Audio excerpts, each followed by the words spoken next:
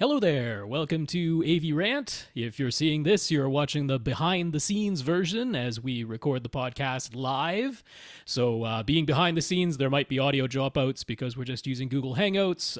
There might be video glitches, and we'll be talking about images that you will not be able to see. So, if you would like properly cleaned up audio for sure, and to be able to see the images that we're talking about, look for the complete 2-hour video version. This is episode 588, so that usually posts on Wednesday. And with that, I'll switch over to Tom, and he can start when he pleases. I never got any water. Mm. Yeah. Oh, well. Welcome to another edition of AV Rant. I'm Tom Andry, and I'm here with Rob H. This is AV Rant. It's your home theater and AV questions answered. I didn't think of anything to say. Whoops. Oh, well, here we are. Okay, so last week we talked about what's not Vimeo? What's it called? Vivo. No, the streaming service. Voodoo? Voodoo. Yeah. And you said, Tom, I think because we have one of a friend of mine just lets me share. He shared his account with me. That's right. Yep. Which is not the same as him giving me his password. It's like through the service, you can share your account with a different account. No, that was an official thing that they did. Yeah. Well, you said it doesn't work anymore. I'm like, oh, well, I should check it. So I checked it. It still works. Okay. Number one. Number two, he had Justice League on there. Uh-huh. So I watched it. Yes. Yeah, it's not good. It's really, but I will say this. It's like light years better than Batman v Superman. Yes. It is much better than that. I think there's two things that bothered me most about the movie. For those of you, there won't be any spoilers here, so don't worry about that. Yeah. Two things that bothered me most. One, the lighting. Uh-huh. The lighting was such that the costumes looked so bad. Yeah, well, that was all changed post-fact. It wasn't originally intended to look like that. It was all supposed to be grim, dark, very brownish shades of Gears of War. And everything was supposed to be blue, not red, so that messed up all the color timing. And that's and that I don't blame. I do blame somebody for that, and it's probably a producer someplace up at. Is it Sony that did those? I can't remember. Warner did those. Well, I mean, in all the crisis events, the sky is always red, so they're like, oh, since now we have a director who actually pays attention to the comic books, we better make the sky red instead of blue, and that changed everything. Yeah. Anywho, the costumes are terrible. I mean, the costumes are fine, but people have been complaining a lot about the Flash costume, and I was like, you guys need to settle down. It's not that big of a deal. Yeah, it was really kind of bad. It looked really, really bad. But that's the second thing. That leads me to the second thing. Flash was a complete idiot. Oh. The entire time. It drove me absolutely nuts. I mean, the continuity errors aside, it's like, oh, I've gotten shot and I can't walk. And then we switch scenes and, oh, look, we don't have to talk about that anymore. That happened literally minutes ago. It's all better now. I heal fast because I'm Batman. Superheroes. But there was the continuity, but I really thought that Flash was, I liked him, but I mean, just stop tripping over stuff, dude. I mean, how hard is it to not trip over stuff? He's 16-year-old Peter Parker. That's who he is. Peter Parker's not that dumb, though. I mean, Peter Parker is not that much of an idiot. He's more successful. Like, the Flash did nothing. He could have... The Flash was very unimpressive. There's a lot of things that are wrong with that movie. Don't get me wrong. Gal Gadot is not one of them. She's always the best part. She's just shining star in the middle of all that. And I liked Jason Momoa, whatever you say, Momoa, whatever his name is. Yeah, I liked him. Aquaman. It's not just because he's a rock climber. He is a rock climber, and I'm a rock climber. So it's not just because of that.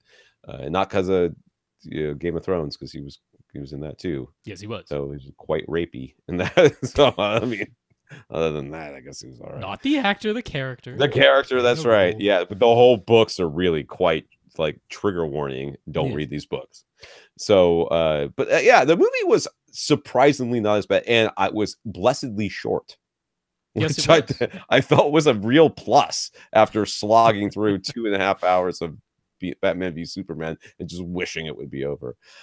Though clearly, I'll be honest with you, I know all these people out there are like, oh, I want the Zack Snyder cut. I'm like, first of all, that thing doesn't exist. So everybody stop talking about it. But number two, okay, 3 things. Number 2, it probably sucks. And number 3, I think I can kind of see where you guys are coming from, because even though I hated Batman v Superman, at least it looked it had a cohesive look to right, it. consistent in its Yeah. appearance and And feel. I kind of wish that they hadn't changed the colors on it, even though it's probably more appropriate, but whatever.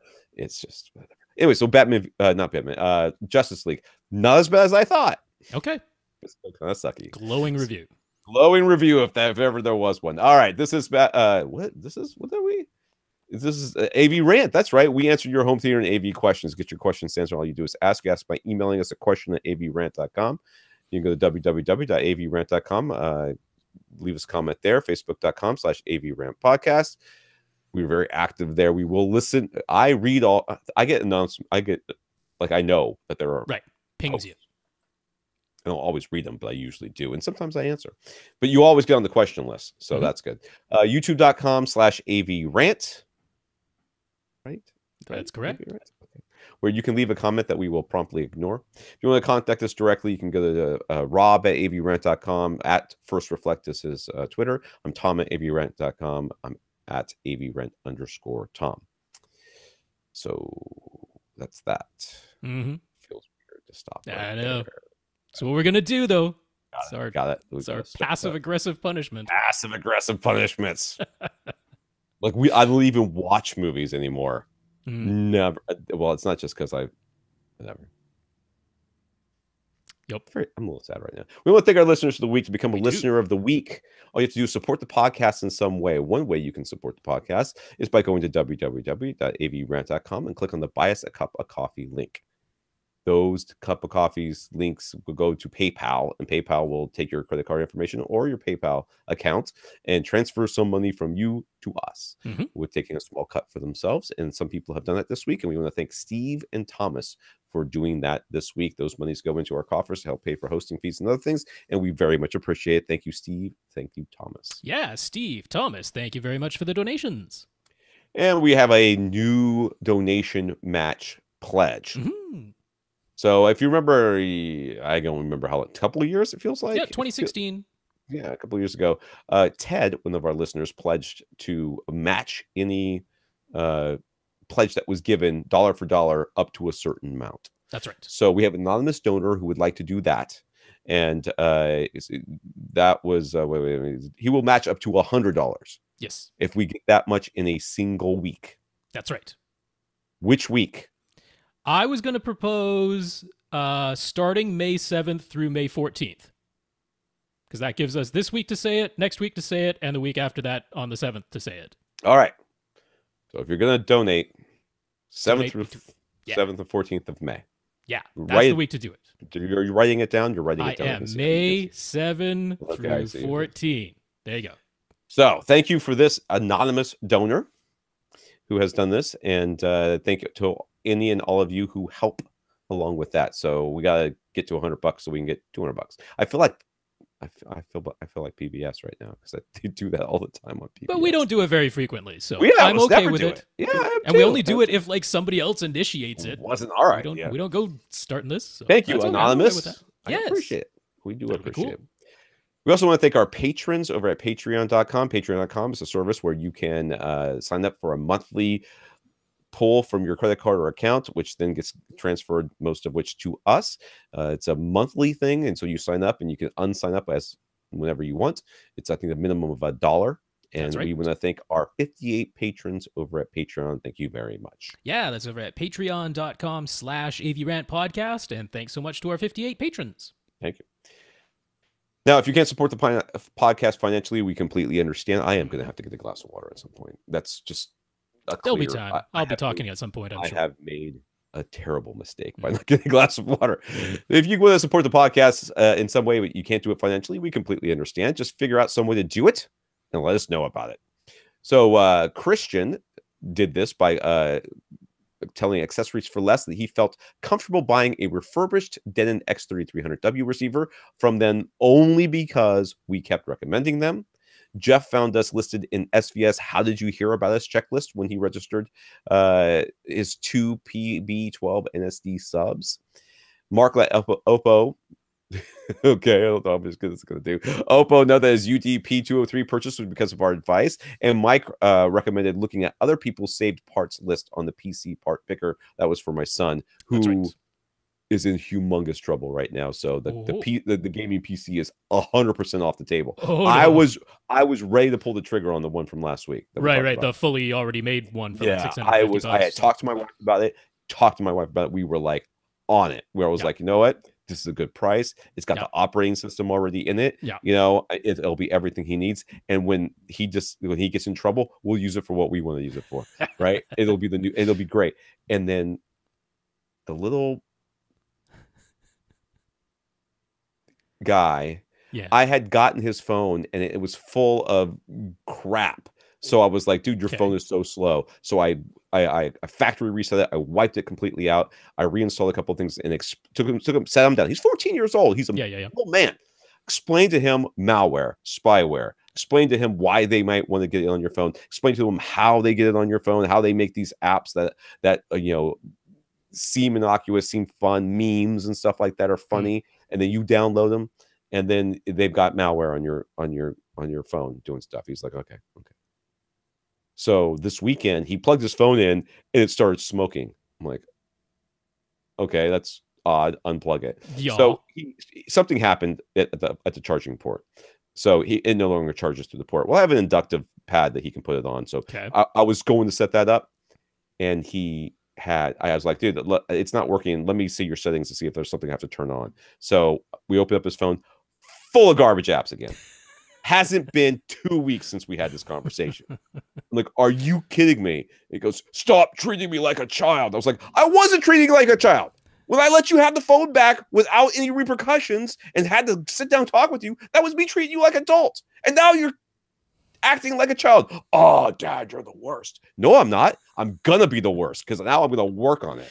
So, you know, he has shown absolutely no remorse. My wife is distraught because he's like, I don't care. Take my phone away. I don't care. I'm not doing anything. I'm like, oh, you'll care. Let me start thinking some stuff up. So it's going to be a rough couple of weeks around here. I think I might buy the computer anyways and just set it in the corner. I'm just going to put it right there. Hang it up really high. He's taller than I am. Yeah. Anyway, so thank you, Mike, for all those recommendations. Thank you, Mark, for talking to Oppo. Thank you, Jeff, for talking for SVS. And thank you, Christian, for talking for Accessories for Less. That's right. Christian, Jeff, Mark, Mike, thank you very much for the support.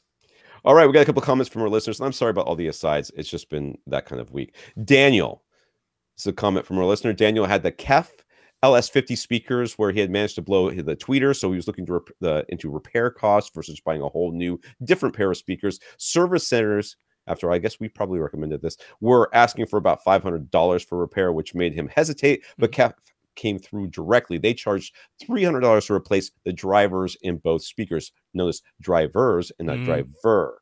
Okay, since they're a concentric design, which means the tweeter is inside the woofer, there's no replacing just the tweeter. So it was worth contacting KEF directly because they had to replace the whole thing. And for $300 for two, basically all the drivers in there, that's kind of reasonable. Yeah, that's honestly clearly less than the cost, I imagine, because LS50s are not inexpensive speakers.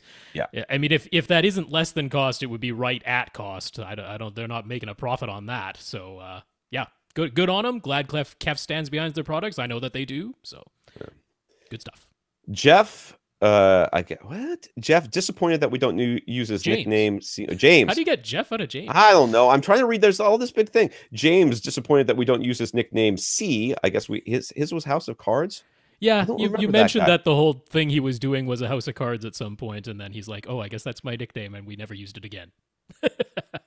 You got to remind us, dude. All right. So anyways, James House of Cards asked a little over a year ago about your universal remotes. We recommended just getting a Harmony hub-based system. He went with iRule. He was concerned that Harmony would have more limitations, but his iRule programming has basically never been finished, and it's more complicated than his wife would like. I know. Yeah. So he went to examine the Harmony lineup at Best Buy. He tried asking a salesperson about the remote's compatibility. Oh boy, that's just, I would have loved to see the look on that person's face when you asked him that question. Like, anyways, the remote's compatibility with his Epson projector and being able to use either Google Home or an Amazon Echo. The salesperson said, no remote has that capability. Great advice. What? Just hire them. Just right out of high school over there. They are. My son will be working there this summer to earn money for his gaming computer. But James had done his research online and bought a Harmony Elite anyways. Long story short, the Harmony Elite does everything he was looking for. It's easy to set up to control his Epson, of course. And it works surprisingly well with She Who Shall Not Be Named, Alexa. So our original advice was right. Will you please email my wife? It's at I don't listen to you at avrant.com.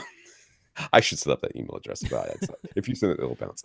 But he wanted to share one tip. The Harmony Elite was $100 less expensive in store than what's listed online. And while the Best Buy salesperson was no help with any of his questions about the remote itself, they did say that Harmony often has in-store only sales that aren't listed on the website. So if you live close to a store, it's worth popping in the check. That is good advice. Yes. I did not know that. But I would always check Amazon as well. All right. Let's get into some of these questions here. We got some many ones. A whole bunch. Tony. All right. Tony has the basement set up with a nicely vacuumed carpet. And if you're watching this on YouTube, you'll see a picture of this either now or soon, where he had upgraded to a 4K TV and Xbox One X. So he wants a new receiver that can pass through 4K and a speaker system upgrade. But he initially wanted to keep the budget for all of it under $1,000. I think that's where we all went. I don't think so. So we said we could use more information about the total size of this room, and that we'd almost certainly end up asking him to spend more money to get everything that he wants. So the total open area is 8,400 cubic feet. There is a door at the top of the stairs. Yes. His current setup is 3.1, which is what we kind of thought. And he thinks he's going up to 7 speakers max. Makes the most sense right now. He'd really prefer to only have one subwoofer since he's sure we're going to recommend something big.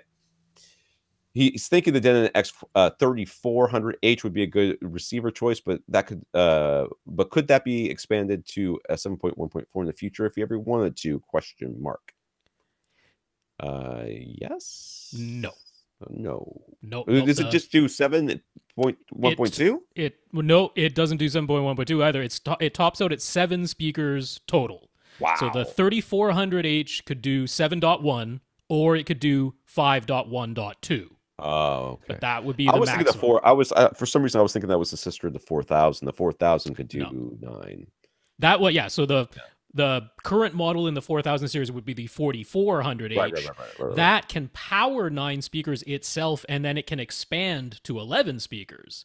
So the 4400H, the 3400 can expand to 11 to the 9 3400H cannot expand at all. It's got 7 amps built in, and it tops out at 7 speakers. That's kind of disappointing. The end of it. So honestly, my advice, unless you really want Hios, because maybe he does, I don't know. If you really want Hios, then the 3400H is a great choice. But if you don't care about Hios, you can get the 3300 for $500 from Accessories for Less. The 3400H is $650 at Accessories for Less right now, so it's not insanely priced. Yeah, but when you're talking about that's over 10%. If it's 15% of his budget right now, right. $150 is 15% of his budget. Is why my math is correct. So the 3300W would be my top choice for you if you're okay with topping out at 7 speakers, which honestly, as we go through this, I think makes a lot of sense. Okay. So I'm not going to be pushing the drop ceiling, right? Am I remembering? He does have the drop ceiling. He does have the drop ceiling, and he's not sitting right on the back wall. So no, not at all. No, so he's got a fair amount of space, sort of to one side, because the room is kind of L-shaped. Right, L-shaped, sure. So part of the L goes behind his seats, and then he's got part of a wall behind his seats as well. Yeah. So if you're sitting if I'm seeing this correctly here, if you're sitting on the couch and facing the TV, there's a right wall, and then on the left side there is the open space, and then behind you on the left is the rest of the L going back. Am I reading this correctly here from what I'm looking at? Yeah, there's more photos below that too. Yeah, I can see it. So anyways, he thinks he could expand the budget to maybe $3,000 for just for the 7 speakers and a new sub. With all that in mind, he'd like our help to figure out what his speaker configuration should be, and then which specific speakers and sub he should buy. This is not a dedicated theater, and his kids use the space as a playroom. So he and his wife are not that keen on the idea of large speakers or speakers on stands out in the room. That presents a challenge for surround speakers, although he'd be fine with in-ceiling or surround speakers that hang down from the ceiling. If they hang down from the ceiling, he wants them to be white so they blend in with the ceiling better. What do we think his layout should be? 5.1.2, 7.1, 7.1.4? Where should his surround speakers go, and what speakers should he buy? Let's take a closer look at this. So he's got right next to his the right. Am I seeing this right? The right side of his couch? Is that right? No. Where's that pole?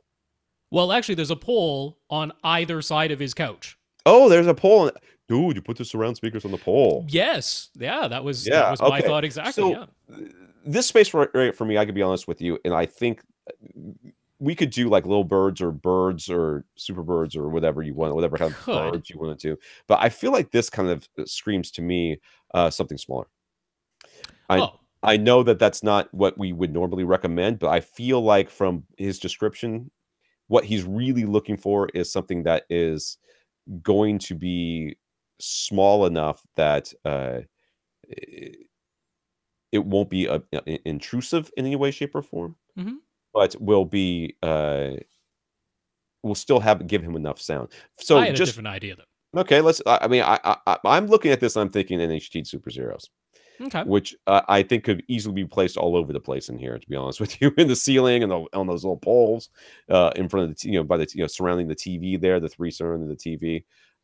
That's sort of what I'm seeing from where, because he doesn't sit that far away. It looks like maybe 10 He's not feet. That far away from his TV and where his front speakers would be. No. Yeah. So what are you thinking? So first of all, am I a terrible AV Rant host for thinking that, you know what, for the space you have right now, I'd set up 5.1 and be done with it? Because no, I don't think so. I was actually thinking 5.1.2. That was where I was going. At the most, I would do 5.1.2 because setting up the surround backs is going to be a challenge when half of the back of the room goes way back and the other half doesn't. So I'm not sure I would go 7.1. No, I don't think there's enough room behind that couch for the majority for that half of the couch that would even be worth it. I think 5.1.2 with top middles.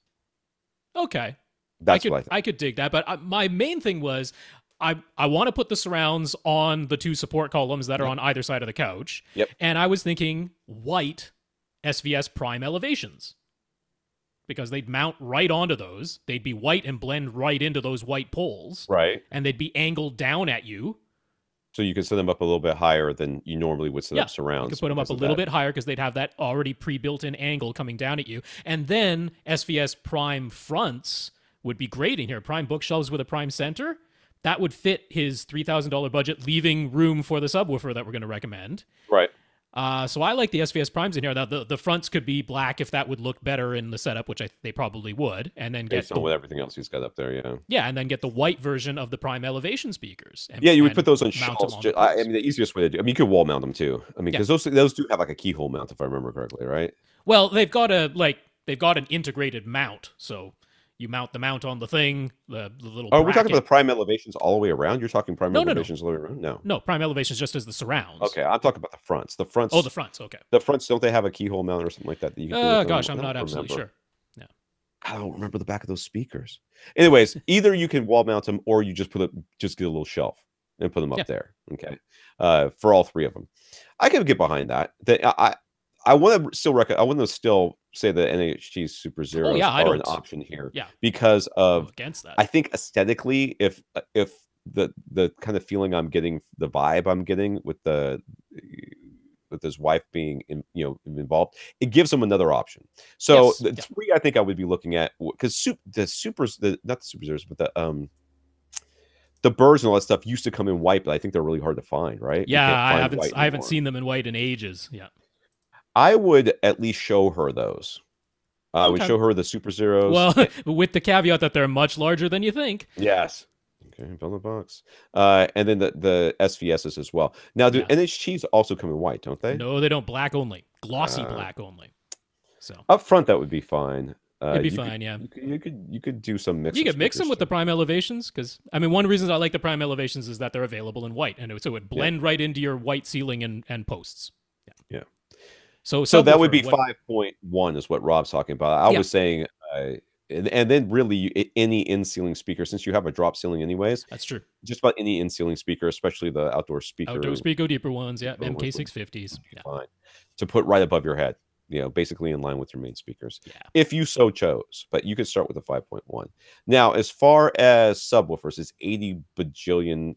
8,400 cubic feet. I mean, if you were going with SVS, I'd want you to get a PC12 Plus. Although, let's be realistic here. Is he actually going to try and pressurize this space? No. So, I mean, like a PC2000, one reason I like the cylinders is because they're round and soft. So you've got kids who are going to be playing in here. If they bump into a round, soft cylinder, it's not going to be the end of the world. It's not that soft. I mean, no, but I mean, it's cushions. No, they're not cushions. No, but it's better than the pointy edges of a cube. I 100% agree with that. You'd be surprised how some of these subwoofers can come off with some awfully sharp edges. Yeah. The EP500 from Axiom was one that I have lost quite a bit of skin to. Yeah, that one's deadly. And I was not the only one. So the PCs, I actually think that makes a lot of sense too, regardless of which one you go with, the 2000 and the 12. Yeah, I mean, if you go with the 2000, be aware that it doesn't quite have the output capability to pressurize your entire open space right now. Yeah. But it'll still sound plenty loud. It just won't make your eyes throb in their sockets. That's all. Yeah, and that kind of front, I don't know. It seems like there's toys there, so maybe that's not going to work. I was looking at the front right corner as being an option, but really, you just put it wherever it fits. Yeah. I mean, it doesn't have that big of a footprint. It stands up. Yeah. Yeah. Or you can lay it down. Or you can lay it down somewhere. Yeah, that's right. If you want to. It does. As long as the port's not covered, the subwoofer doesn't care. Yeah. So I could go with that too. And I want to say if you can get a little bit more physically close to your couch, since you're probably not going to be pressurizing your space anyways, gives you a little bit more tactile sensation. Won't give you a ton, but give you a little bit more. So I could go with either of those: the PC2000, the PC12 NSD, the PC Ultra 13. Yeah, PC12 Plus. I wouldn't get the Ultra. It's not necessary here. So in the overall sense, do we think it's worth investing lots of time and money into his current setup, or with the room being open and multi-purpose, is trying to save a home, is trying to have a home theater, a bit like trying to fit a square peg into a round hole? Should he lower his investment and expectations, basically hold off until their next house where he can look for a space that could be a dedicated theater? I don't think you should hold off. I think you should entirely type of. No, I think that you should purchase stuff that is very likely to be useful in the future, regardless of where you go. And in this case, any of the speakers that we're suggesting will work in most rooms that you will end up with in the future. The one caveat, I would say, the one thing where you might say, I know I had a budget of this, but I'm going to spend a little bit extra to future-proof, would be in the subwoofer department. You get the bigger sub, just in case you end up in a bigger room. Or here's where I'm almost thinking going with the 2000 series makes sense, because if he's going to look for a house where he can have a dedicated theater, the 2000 is more likely to work in a smaller enclosed room than in his current room. That is true, but if he gets the bigger sub, he's protected against anything. That's true. Yeah. So if the budget allows, a PC12 Plus would be real nice. Yeah. So either way, you're gonna figure it out. But Rob and I did we talk about it on the podcast, or was it after the podcast about how going to other people's home theaters can be kind of depressing?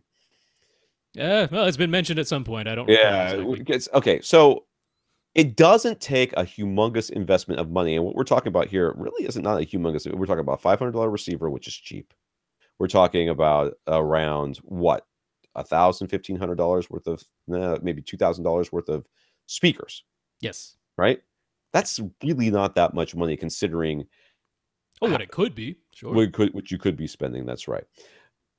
But the difference it makes in your home viewing experience is light years. Yeah. Compared to. Well, that's why I was like, even if you just stop at 5.1, if you get really good 5.1 going, that's you're gonna be fine. Like the maximum change. Everything after that is might be nice, but that's where I'd be like, I don't really think it's worth you spending $800 or $900 on a 9-channel receiver right now, because I don't know if that really is worth it in your current space. If a dedicated theater is a possibility in your future, do it. And when somebody says to me, "Hey, should I hold off until my next house?" I'm like, dude, by the time you get to your next house, all of this stuff is going to change. But Yeah. guess what? Your speakers Good and your speakers. subwoofer That's right. are probably still going to be quite adequate in no matter what space you go Yeah, into. and prime elevations, man. If you can't find a place to use those in a new house, Right. That's going to be a weird house because those are going to be useful somewhere.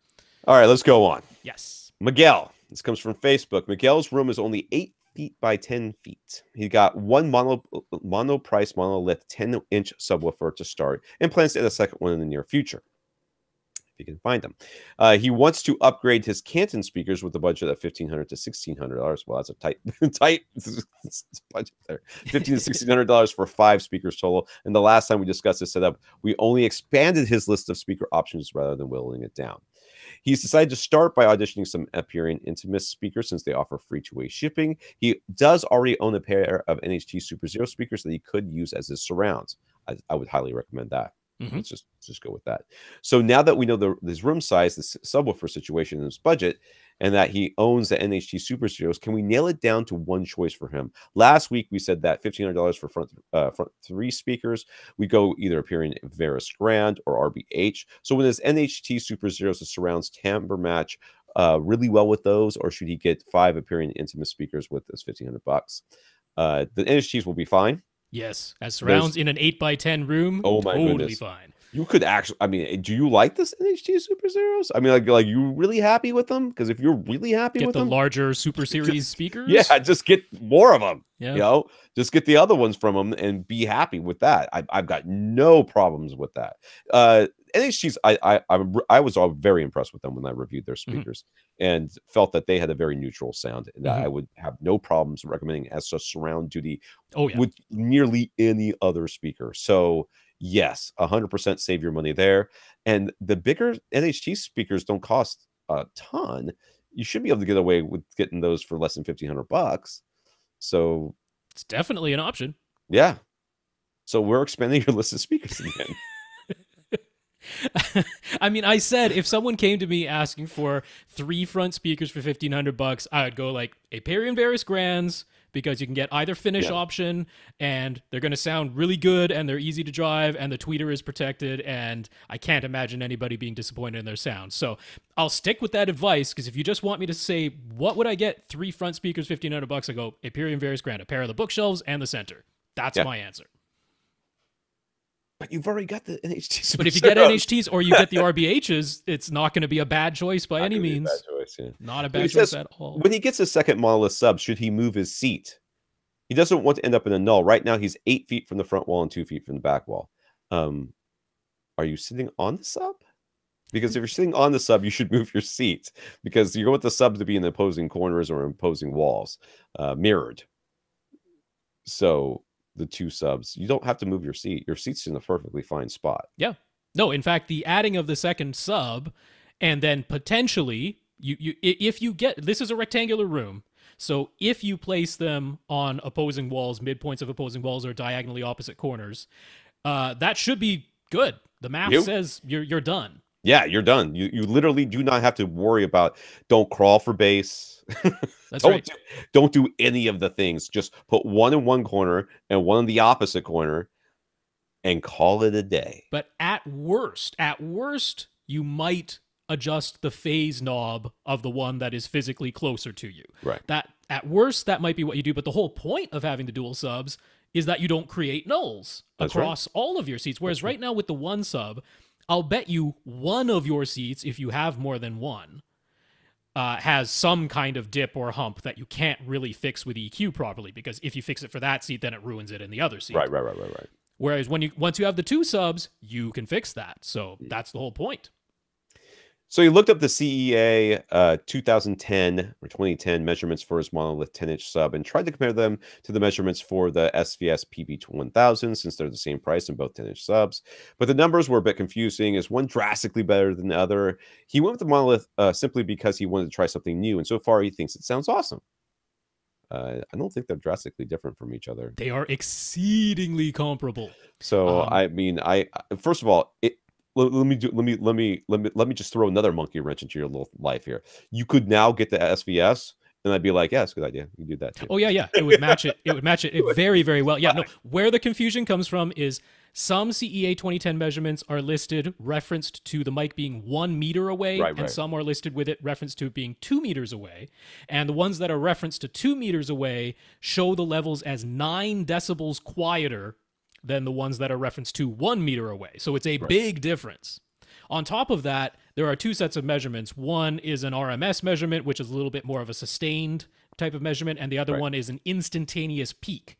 And in most cases, you'll see that the instantaneous peak is between 3 and 6 decibels louder, typically 3 decibels louder than the root mean square measurement, the RMS measurement, which is a little bit more sustained. So as long as you're comparing apples to apples, and you can do the math on it if you have to make it that way, just find out where it's referenced to, they're exceedingly comparable. So very, very similar. So same price, same size, very similar amplifier design, and no surprise. Brent Butterworth reviewed the 15-inch monolith sub, and in his review, he mentioned that he had to increase the subwoofer trim level roughly 9 dB to get it sounding subjectively right with ultra-low bass content, even though manual subwoofer calibration using a test tone had him setting the trim level 9 dB lower. The same thing applied with Miguel's 10-inch monolith sub in his very small row. I didn't read this review, and it's not linked up here, so I don't know what this is in reference to, but I mean, I don't, unless he was sitting in a null, even if he was sitting in a null, he just might subjectively like to have the sub a little bit hotter. But I mean, what it sounds like is that for whatever reason, that sub wasn't getting as much room gain as other subs that he's used in his room.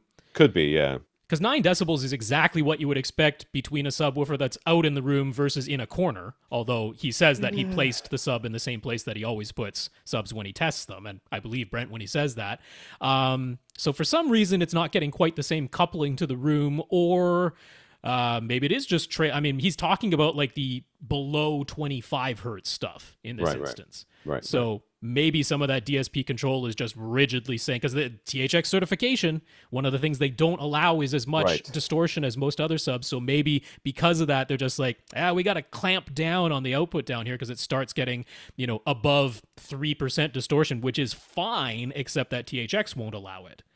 So yeah, but I don't know that. How do you bump up the trim level 9 dB and not have the rest of the bass? If you're doing it, because you EQ the rest. Yeah, you'd have to EQ all that stuff down. That's right. I don't know. Yeah, I would not. I'll tell you what.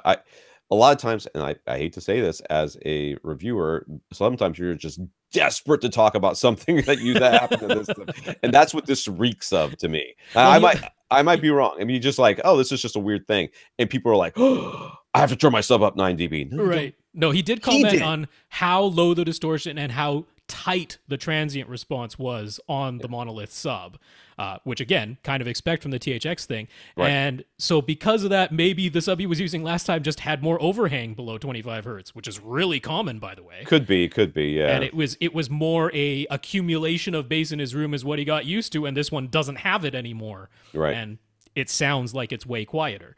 So I would not worry about this one iota, to be honest. No. I would not. I certainly would not turn my sub up 9 dB because Brent Butterworth did it. Well, especially when it's a completely different sub in a completely different room. Yeah, I would not worry about that at all. No.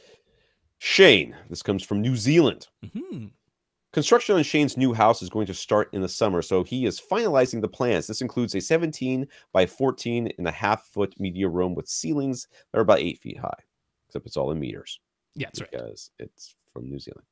All right, we have a picture here, and it's all written on and stuff, and like colors and stuff. So I have not read this yet, but I will. All right, number one, he wants to nail down the orientation of the room. One of the shorter walls will have small windows. The opposite wall has the door coming into the room, and one of the longer walls has the double doors for the closet. His inclination is to set up the room so that it is wider than it is long.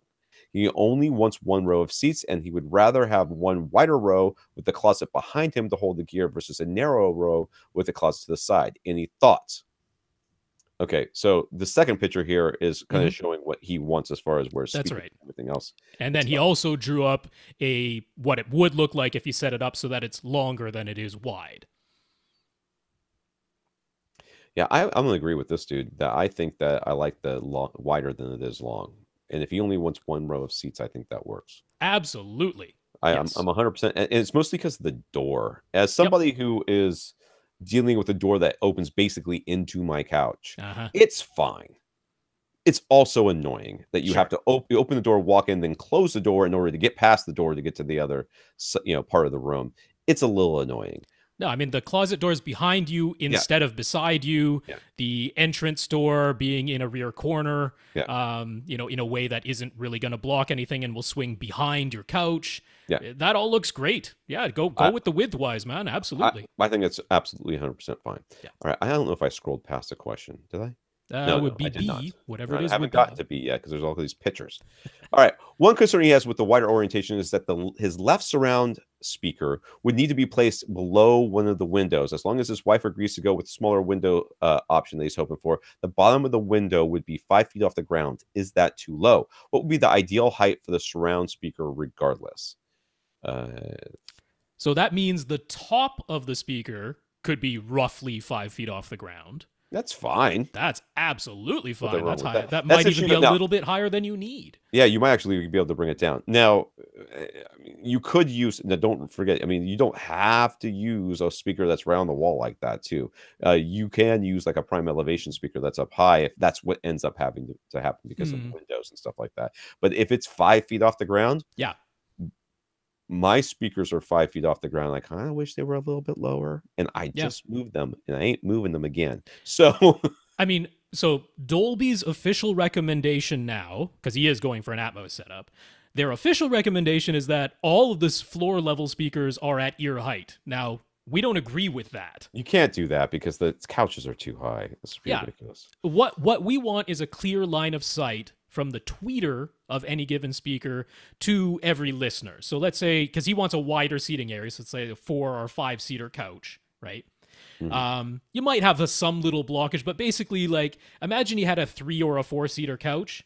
You want the person who's sitting on the right side of that couch to have a clear line of sight from their head to the left surround speaker, right? And vice versa. The person on the left, clear line of sight to the surround right speaker. So we would have you elevate the speakers a bit, but not a crazy amount. Usually between 1 and 2 feet, and we're talking about the tweeter here. Yeah, and that's about mine are about 2.5 feet. The tweeter's about 2.5 feet off the top of the couch. And my couches are a little bit, I mean, I don't know if they're a little bit taller, but they're about right as far, they don't have exceptionally high backs or anything like that. Right.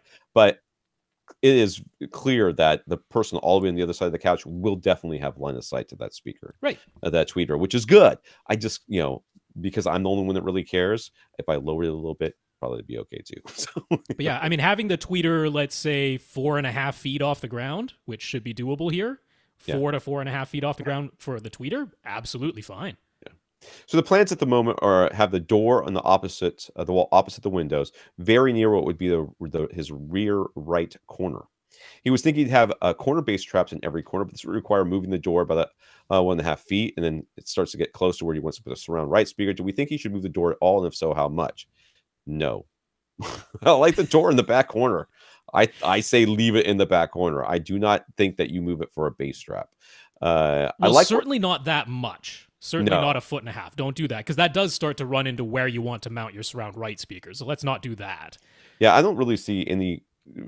I mean, there's plenty of places you can put bass traps in this room. It's a dedicated room, so you can put them at any intersection of a wall of 2 flat surfaces. That includes the floor and the wall and the ceiling, or the 2 side walls, which is what you're talking about right now, which is one of those corners. So you can put a lot of bass trapping in here without, and it doesn't even have to look like bass trapping. It could look like a soffit across the back of your room, all the way around the top of your room. It just looks like a soffit. What is it? One big bass trap. You know what I mean? And that you could do that all the way around the room, including that corner that you're talking about. So I don't think that I like having the door where it is. It gives you the maximum, ability to move stuff around in your room without having to worry about what the door is. Yeah, my only thought was, because we don't know exactly the distance from, let's call it the back wall to the hinge. Sure. We don't know the exact distance of that. If you were to make that distance 1/2 foot, 15 centimeters, or let's more say from the back wall to the door trim, and then there's going to be the couple of inches from the trim to the actual hinges. If you do that, that would allow you to put a regular absorption panel Yeah, 4-inch panel on back that wall, the door would essentially open right into that panel. So it wouldn't be straddling the corner. It wouldn't be a triangular corner base trap, but you'd still have absorption in that rear corner. And then if you just want it to look the same, you can do the same thing in the rear left corner. It's still going to be absorption in the corner, just not a full-on straddling corner base trap. That's what I would do, because that's not asking for the door to be in a weird, out-of-the-way position. We're saying, just have it 15 centimeters from the trim to the back wall. That would be my suggestion. So, the door into the room has been spec'd as a hollow core door with an air seal. The closet doors are hollow core double doors. His main concern is that he doesn't want any rattles. Should we request any changes? Well, getting a heavier door is not going to make it not rattle. I just say to you, the rattle happens between the door and the door jamb. Yeah. That's where your rattle happens. So the first thing that happened in this room when I set up both my subwoofers and stuff was I immediately had to go around and put some of that rubber insulation tape that you can get from its plumber's rubber insulation tape. Yeah. And I just put it all, little pieces of it, and I just cut it with the scissors, and it's sticky, and put some all around the inside of the door jamb. Yeah, not on the door itself, but on the jamb. On the jamb, so that when it closes, there's this little rubber bit a little bit of cushioning, essentially, and that 100% fixed it. Yeah. You do not the door itself. Now you might want a solid core exterior door to help help sound traveling through it to be less. Yeah, I was gonna like the closet doors. I'm not worried about the closet doors. You can fix with the rubber tape. Yeah. But for the exterior door, it'll cost a bit more. But if you can ask for a solid core door instead of a hollow core door, and I don't see why you couldn't, it'll cost a little bit more. But that'll be nicer for your soundproofing. Yeah, I mean, it's not going to be a panacea. You're not going to put that up, and all of a sudden you're not going to be able to hear anything coming out of this room. But it's certainly going to make a difference. It does help. It makes a difference. So you would like to end up with 7.2.4 Atmos, along with hopefully a 70-inch OLED in the future. Although they'll be using a 65-inch OLED for the time being. How will you suffer through it? I know. What is the best way for him to determine exact seating and speaker placement, since he planned to mount the TV on the wall? When he worked out his preferred seating distance, he wound up with the seat smack dab in the middle of the room lengthwise. So how should he determine the optimal placement for everything? Well, generally speaking, the optimal placement acoustically for your seats is 1/3 into the room from a wall. But almost any odd number thing like 2/5, 3/7, not in the middle, not in the dead middle, but if you're any of those odd numbers, so divide the room by 5 or 7 or whatever, and sit in one of the places there. So 1/3, 2/5, 3/7 or something. And like that. That'll work pretty well for you. And you can act. I mean, other than the speaker placement, which is something that you're going to want to consider here. Other than speaker placement, there's no reason why you can't move your couch around as you get bigger TVs. Well, not only that, but I wouldn't mount the TV directly to the wall. I'd get one of those 3-in-1 TV stands. Sure, why not? That has the mount on it. Then that can hold your center speaker. It can hold your, let's say, power conditioner or something below on the bottom shelf. Right. And then the TV looks like it's mounted to something. You don't have the TV stand there, and you can still swivel it and tilt it and do whatever you want because it's on a mount. And but then you can move that furniture forward. You can move the whole thing forward or backward. That's what I would do instead of, because saying, it must be mounted to the front wall, that completely limits you. Whereas this gives you a whole freedom if you just get a 3-in-1 TV right. stand. So and honestly, on top of that, you're not, because just mount they show and like HGTV, like they mounted it to the wall. Yeah, they don't show any of the garbage that goes on with going to have to do that, right? These people, I think they mount it to the wall and they just put a piece of green cellophane over it so they can CGI an image, with chroma key it in there. Right, so that the green screen the thing so that it looks like there's a TV, and it's really all the wires are just all the power clubs just tied up behind it, because it is a humongous pain to not humongous, but it is not a small task to get all the stuff that you need in order to make it look really super clean. And even when you do make it look really super clean, never always looks from every angle really super clean. So you might as well just go ahead and get the TV mount thing, especially if you're going to change your TV size. This way you can put your seats 1/3 of the way or something like that, or 2/5 or whatever, from the back wall, wherever you feel comfortable, and then you can move that whole thing forward. That's right. So that it's exactly where you want it to be. Yeah. Not only that, say you decide later on, I'm gonna get a projector. Well, you move that whole thing back, you get a drop screen that drops right down in front of it. Bob's your uncle. Yeah. You know, it works out real nice. So I would say just pick your seating location based on the dividing your room by odd numbers. Pick your seating location and then get a 3-in-1 mount, and you can move the TV to taste. Now you get the exact size you want. So he says he already owns KEF R series towers in the center, plus a pair of JBL ES10 on-wall speakers that he's been using as surrounds, and dual SVS PP2000 subs. He's very happy with the KEF speakers, so he'd like to round out the rest of his 7.2.4 setup with speakers that will match. But he also really likes the form factor of the JBL on-wall speakers. What do they look like? Are they like the flattish ones? They're flat with kind of a rounded back. Is that they're about 6 inches deep. Yeah. They're just a rectangle, but they're actually wider than they are tall. They almost look like a center speaker, except they're not very deep. Okay. His KEF R series doesn't really have any on-wall models, and the bookshelves would stick out quite a ways from the wall. KEF does have the Atmos modules in both the R and the Q series, but we've said many times that using them as regular on-wall speakers is just fine. But they have the built-in angle, so he's concerned that he's concerned that they need to be mounted fairly high so that they are properly aimed at the seats. The JBL ES10s are discontinued, so it'd be tough for them to find a second pair so he could have matching surrounds and surround backs. What would you recommend?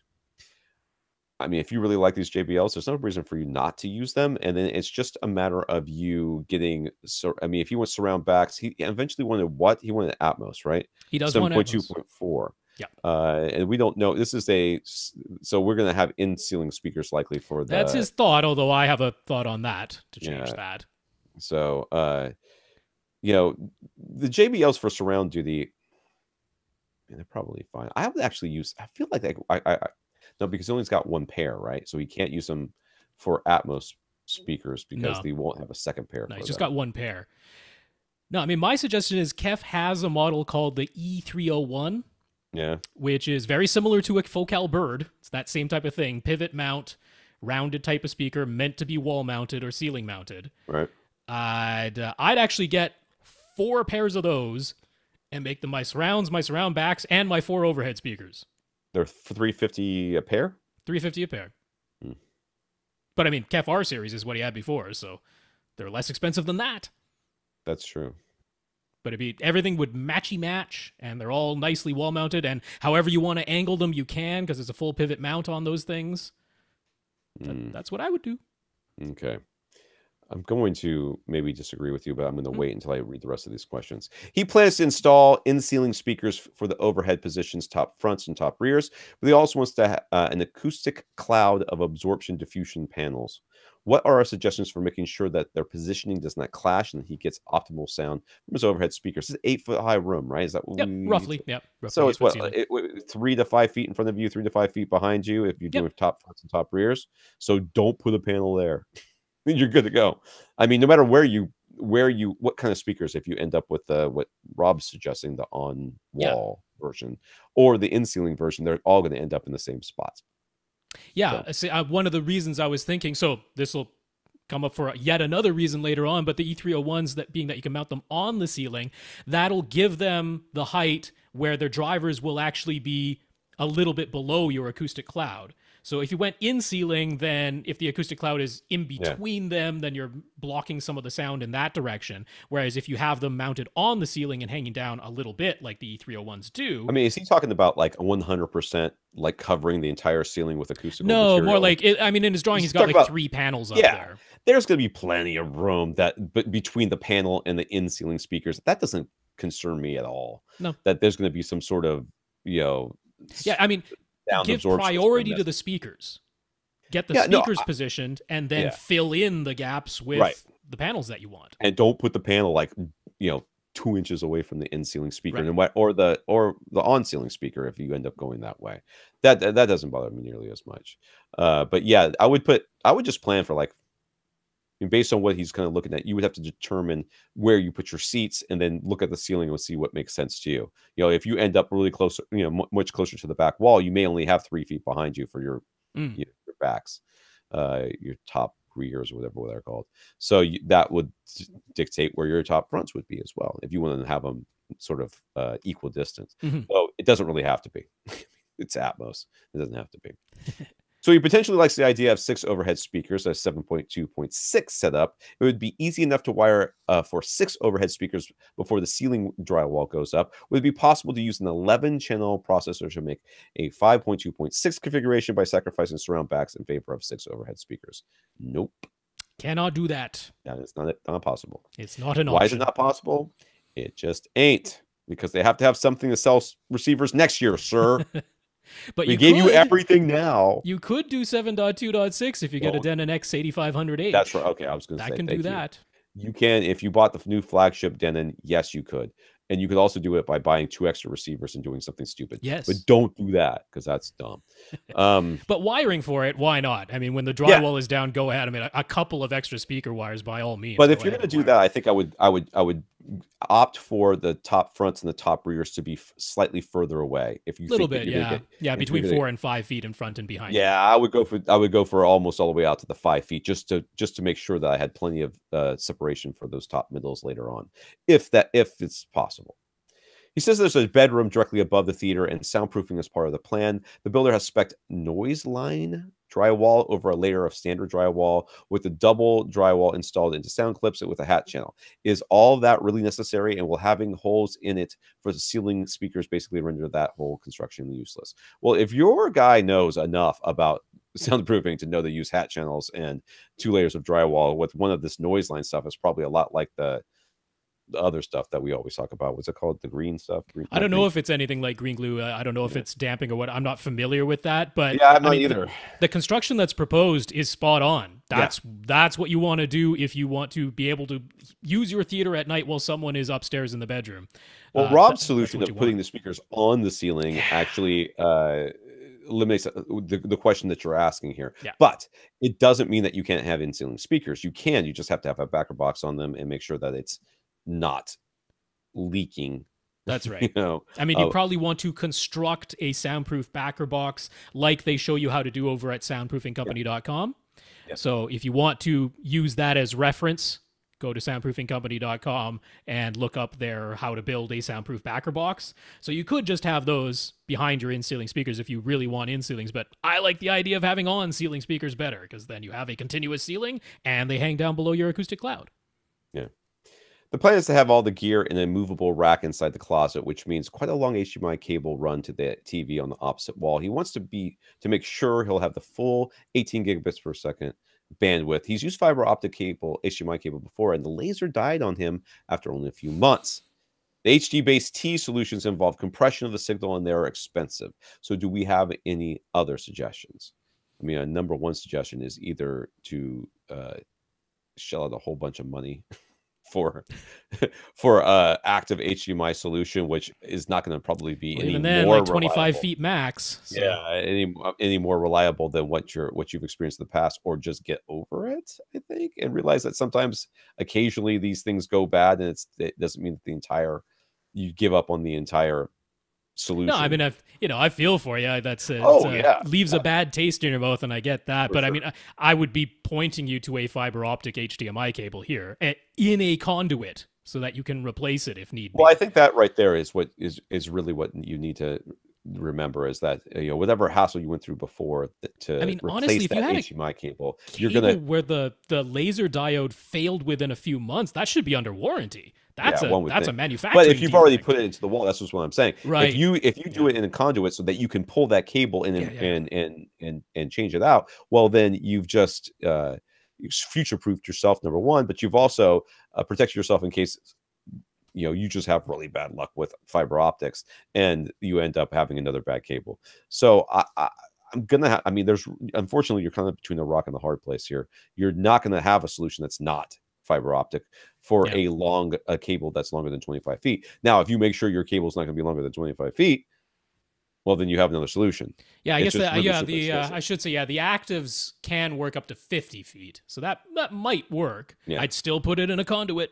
Yeah, I'd absolutely still put it in a conduit. Let's go back to the speaker selection because I haven't really weighed in on that yet. And everything that Rob said is true and probably a very good idea.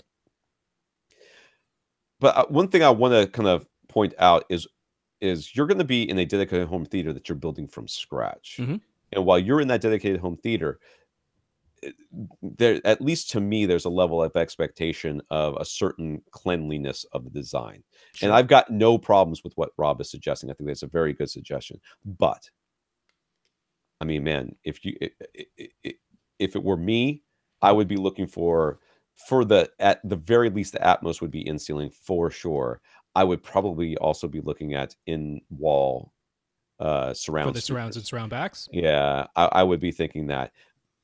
It would not be like a necessity, like I'm only going to be looking at it, but I would be at least considering it. Yep. Just because of how nicely that looks. Now, having what we've suggested as far as what is going to be happening up front, there's some things that are going to be changing over the years. You're going to get different TV. You may someday come back to us and talk to us about a projector. You don't want to install something into a cabinet or into a wall up front. But he's already got his R series for that anyway. Yeah. So, I mean, well, that's what I'm saying, is that you wouldn't want that, but having standalone speakers up front, I think makes the most sense. So I mean, it just because Rob says to put stuff on the ceiling or on the wall doesn't mean that you have to. So I would consider the other options as well. And there are quite a few that are out there. I mean, the easiest one is just to look at Kev. Kev does have in-ceiling. They sure do. They have in-ceiling selection of everything. In-wall stuff that I would definitely take a look at. And if you're not wanting to go with them, I'm sure we can come up with something else. So I guess I'm just trying to empower you to make a decision that's not what Rob said. Caesar has the basement set up with the low ceilings where we recommended using Outdoor Speaker Depot in-ceiling speakers, the MK650s. He wanted to clarify that he was never considering mounting any speakers on the ceiling. Instead, he was thinking of possibly recessing the speakers in the 6 inches of space he has above the ceiling. Wait, I'm totally confused by that, but whatever. So would it be better to recess regular bookshelf speakers or satellite speakers, or our satellite speakers, let me just try this again. Would it be better to recess regular bookshelf or satellite speakers, or still better to use in-ceiling speakers? What is he talking about? What is he talking about? Imagine above the drywall of your ceiling, you have the bays of the ceiling joists. Yeah. He says for whatever reason they're only 6 inches deep, which is unusually shallow, but okay, that's what they are. Yeah. He's like, he could make a hole in the drywall, and he could just recess a regular bookshelf or satellite speaker into the joist bay, or he could just install an in-ceiling speaker. Which is better?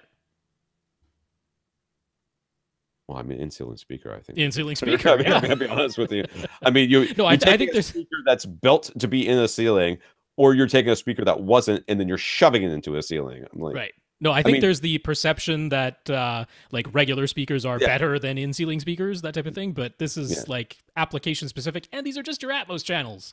Right. So save the money and get the one that's designed to do the thing you want to do. Yeah, I agree with that. So he's read about high-end roll-off with some speakers. Does that mean you literally won't hear certain sounds like tires screeching or glass shattering? Would you literally miss out on some sound effects if your speakers have a high-end roll-off?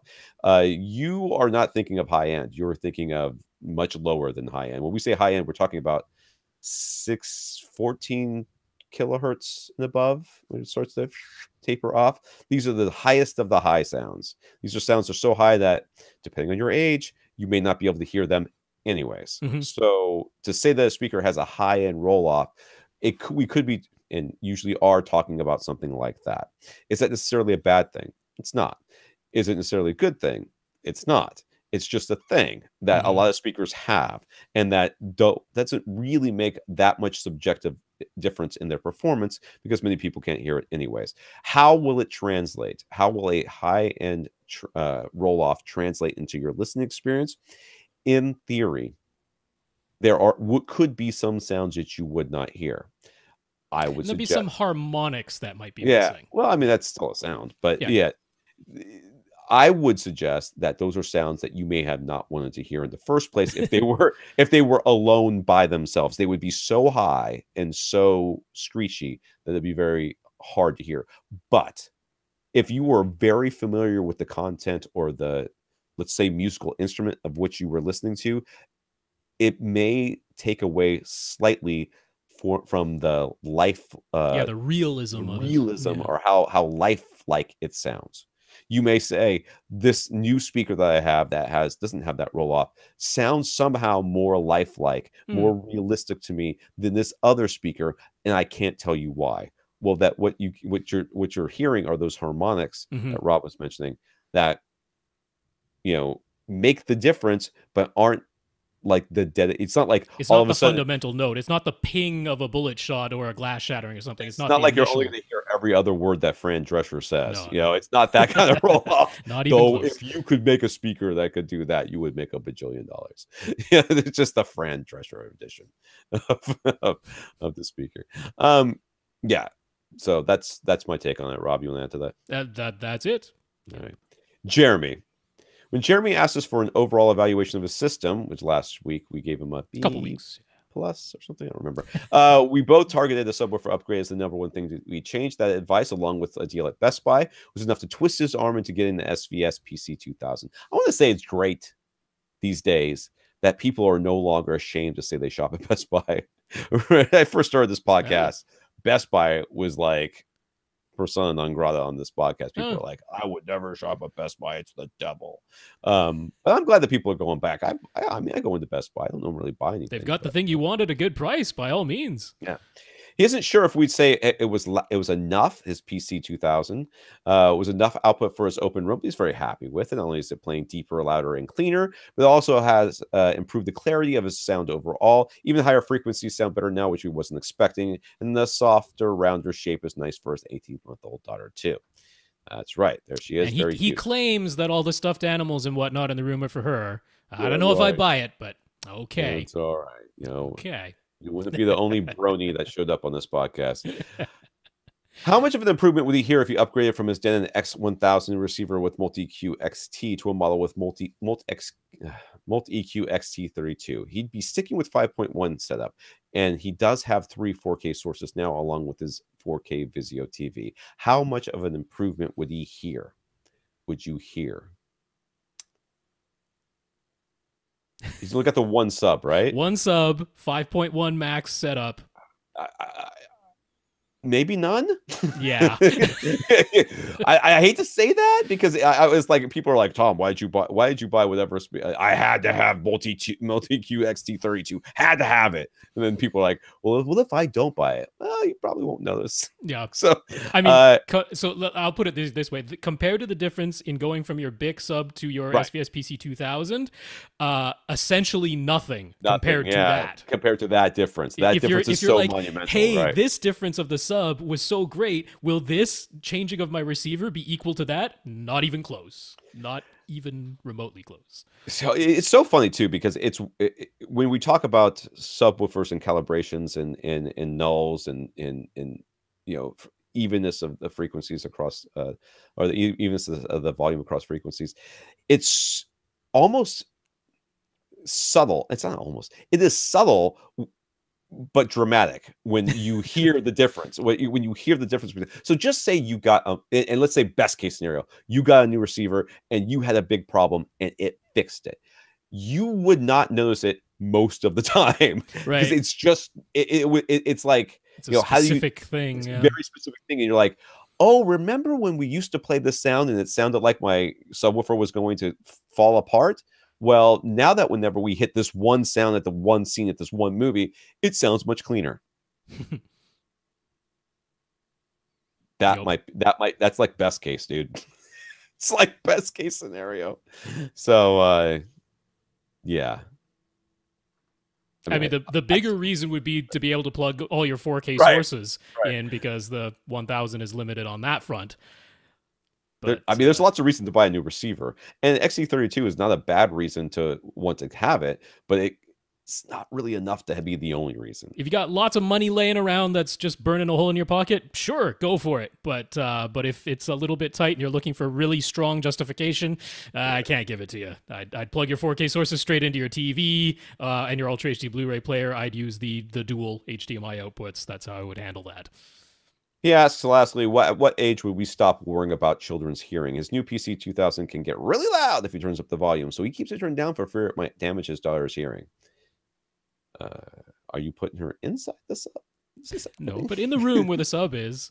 If you're in the room and she's in the room and you're listening to it and it's I mean let's say it's reference volume. I mean, reference volume is not going to cause hearing loss in a child or you. So it's I mean, not meant to. I mean, by definition, if you are at reference volume, that means 0 on the dial. If you've properly calibrated everything and everything's whatever. And plus, I mean, I would worry a lot more about the high sounds causing damage than the low sounds causing damage. So the subwoofer in this case doesn't really play into that at all. But if you're at reference volume, you should be able to listen to that just about all day. And while you will have a headache by the end, because that's a lot of watching TV and it's not good for you emotionally more than physically, it shouldn't cause any hearing damage. No, it's not. Yeah, it's 85 dB. You're supposed to be able to listen to that. What is it? 16 hours continuous or something like that before it can cause. I forget what the exact. But that's 85 dB nonstop for 16 straight hours. Yeah. Your movie is not 85 dB. It's not any dB nonstop for the entire. There's some loud bits and there's a lot of not very loud bits. Yeah. You know, and for every 10 dB that you go up, it basically cuts the time in half. So yeah, those 105 dB peaks, you wouldn't want to be listening to that for 2 hours straight. That could be a problem, but there's supposed to be peaks that last for like a second. So yeah. So basically, unless you are really super cranking your system, which, dude, seriously, don't do that. You should be able to not worry about your daughter's hearing at all, and you can take it. Actually, never changes. You should be able to keep, other than you start losing the high frequencies just due to age. You should be able to keep the same level of hearing your entire life. Yeah. Ryan. All of our recent talk of drop ceilings got Ryan intrigued, but with a basement ceiling of height of only 7 feet, he thought a drop ceiling would never be an option. However, he came across the surface mount or flush mount drop tile ceiling systems like Ceiling Max, which only take up a couple of inches below the ceiling joists, and they say they can work with any standard 2x2 or 2x4 ceiling tiles. Ryan is mostly looking for a way to add more absorption to his room since he has hard floor. Soundproofing would be a nice plus, but it isn't his biggest concern. So do we think a flush mount drop tile ceiling would work well for him? Could he still install in-ceiling speakers and can lights? And where should he look to find absorptive acoustic ceiling tiles at a fair price with nice looking designs? 2 inches? Is that what it said? 2 inches? That's all it is. It is very close to being a flush mount. I mean, if you're going to do that, just buy some panels and put them up there. You know, I mean, all he really wants to do is install. I'll be honest with you. I mean, we've talked about drop ceilings on this, and drop ceilings do really work well for home theaters, and they can look very nice. But most drop ceilings, in my experience, have not been something that I am super interested in. So if it were me and I was looking to add more absorption, my first thought would not be I'm going to change my entire ceiling to a drop ceiling and then take 2 inches off of it anyways. So the people that you're talking with about the drop ceiling, the Ceiling Max stuff, I am absolutely certain that there are solutions for installing lights. And if you can install a light with something, no, I mean, it works speaker with all the same adapters as a regular drop tile ceiling. You just have to be aware that you're not going to have as much height above it. That's right. That's all. So, I mean, if it were me, I would just start smacking panels up in this room instead of dealing with this drop ceiling business. But if you really want it, so acousticalsolutions.com is the place I always send people, because they have both the just absorptive or the ones that have the solid barrier behind them to actually add some soundproofing as well. So that they'd be the people to call. Acoustical Solutions. There you go. Call them, and then don't ever buy this. All right, Byron. Byron, who I think he's got a new house too, right? Doesn't he have a new house? Yeah, fairly recently. Yeah. Byron, I guess SVS shared a link to a fan page on Facebook. It's not their fan page; it's just a fan page. Is that what I'm led to I'm not believe? sure. He didn't send the link, so I'm not sure which one he was talking about. So it was Byron checked it out and thought it was nice seeing other people's setups and sharing lists of songs and movies that make for good demo material. Always very nice. However, naturally, there are people looking for advice about which subwoofer/subwoofers to buy. And while Byron tried to get a sense of their room size, budget, and intended usage, it sounds a lot like us. It seems as though most people didn't care about any of that stuff and just jumped to recommending the PB16 Ultra no matter what. So he is getting a taste of what it feels like to try and provide advice, like screaming into the wind, where for most people, if there's a bigger, newer thing, that just automatically makes it better. Welcome to our world. Yep. This is actually, to be honest with you, this is actually what started Audioholics. Being on the forums and listening to people just jump on the bandwagon of whatever was the hottest, latest thing drove all of us crazy, and that's what started Audioholics, and that's what started this podcast, and that's where I continue to try to do some good work here, which is, we've had how many people come here and try to buy subwoofers that were way too big for their rooms, and we said you don't have to. How many times have we tried to convince people not to buy stuff that they didn't need? Tower speakers, horn loaded speakers for bedroom size, bedroom size. Oh, I want something very dynamic. I was thinking about getting these JTRs. I'm like, how big's your room? It's 10 feet by 8 feet. Are you you lost your mind? Talk about hearing loss, dude. This is kind of unfortunately where it comes from. And they're well-meaning people. They're excited, and they're not wrong. If you're going to buy a sub, why not get the biggest and the best? Well, yeah, dude, you know what? It will work for just about any scenario. I would love to have a Ferrari. It will get me to the places I want to go. But I do not have however many hundreds of thousands of dollars it costs to buy a Ferrari these days. And I do not need it. What I need is like a Honda. Thank you. And that's what you're trying to do. You're trying to figure out what people need, where everybody else is just talking about, hey, the McLaren, that's got a big engine in it. Maybe you should get that. Well, I don't know if that's really appropriate for taking the kids to soccer. No, this is why I'm proud that we've put out this podcast pretty darn close to every single week. We've missed one or two here or there, but very few over the course of many years. And anybody else who wants to give a go of it, go for it. It's fun. And but we've seen podcasts come and go, and we know why. We know why they do. So, Nathan's hoping we will comment on Emotiva's showing at the recent Expona 2018 show. They had their RMC1 pre-pro and demo, and for the first time, it was actually playing a full 9.1.6 Atmos setup. This just so happened to coincide with Storm Audio's release of their new beta firmware that has added 9.1.6 Atmos playback to their 16-channel processor and receiver. So it seems as though the software is finally just about ready. What are our thoughts? Can I buy it? No. Well, then it doesn't exist, does it? Is it on the website? Is it for sale? It's existed for a very long time. I could show you a lot of things that do not exist, but work just fine when they're shown at shows. Believe me, I've seen them. Yeah. No, what's existed for a very long time is 11-channel Atmos. Where is the XMC1 update? Where is it? It's been it's at least 2. I think it's 3 years.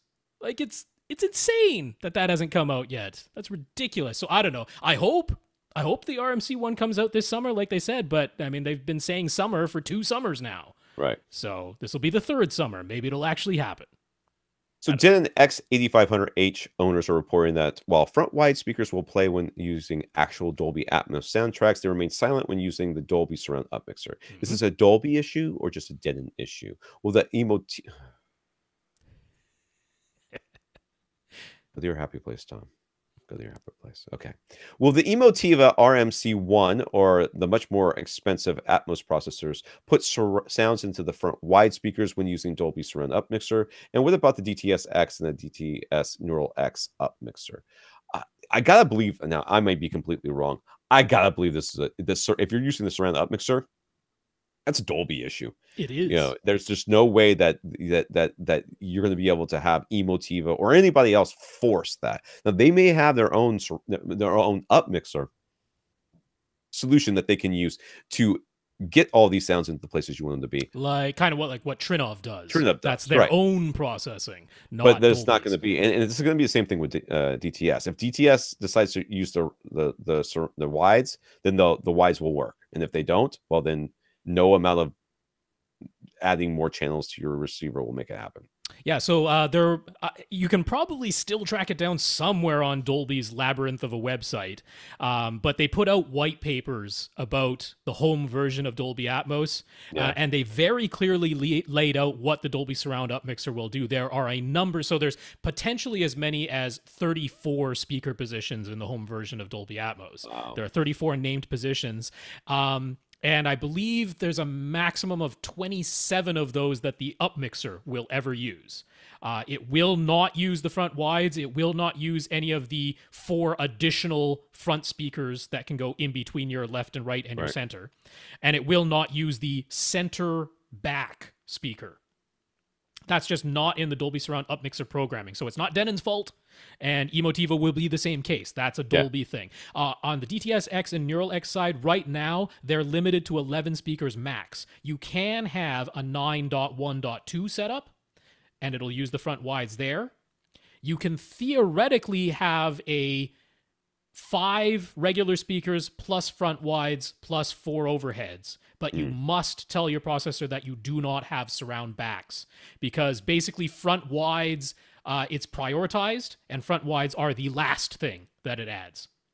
So if you say, I have 7 regular speakers and 2 overheads and 2 front wides, it's like, okay, that's 11, I can do that. Or I have 5 regular speakers and 4 overheads and 2 front wides, it's like, that's 11 speakers, I will do that. But if you say, I have 7.1.4 and I want to use the front wides, not the surround backs, it's like, nope, I choose the original 7 first and then the 4 overheads, and I've got my max of 11. So that's how DTS handles it.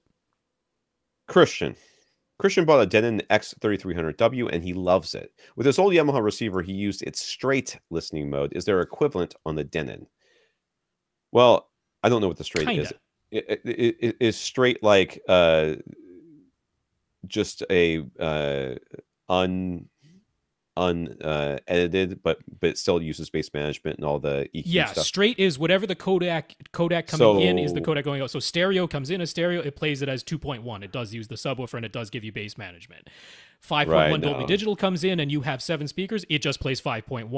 7.1 Dolby Digital Plus comes in, it uses all 7 speakers and plays 7.1. That's what the straight mode does, but it doesn't do any up mixing that isn't like explicit. It doesn't up mix 5.1 I don't know to that 7. it does. I can't think of anything that Denon that does, because it's got with the game, music, movie, and the Pure button is the last one. But Pure is just, it doesn't even have to use subwoofers with Pure, does it? So the Pure mode listening button is actually on the remote. There are 4 listening mode buttons: movie, music, game, and Pure. And you actually will want to press the Pure button, because the Pure button on the remote cycles through 3 different listening modes. It cycles through direct, Pure direct, and auto.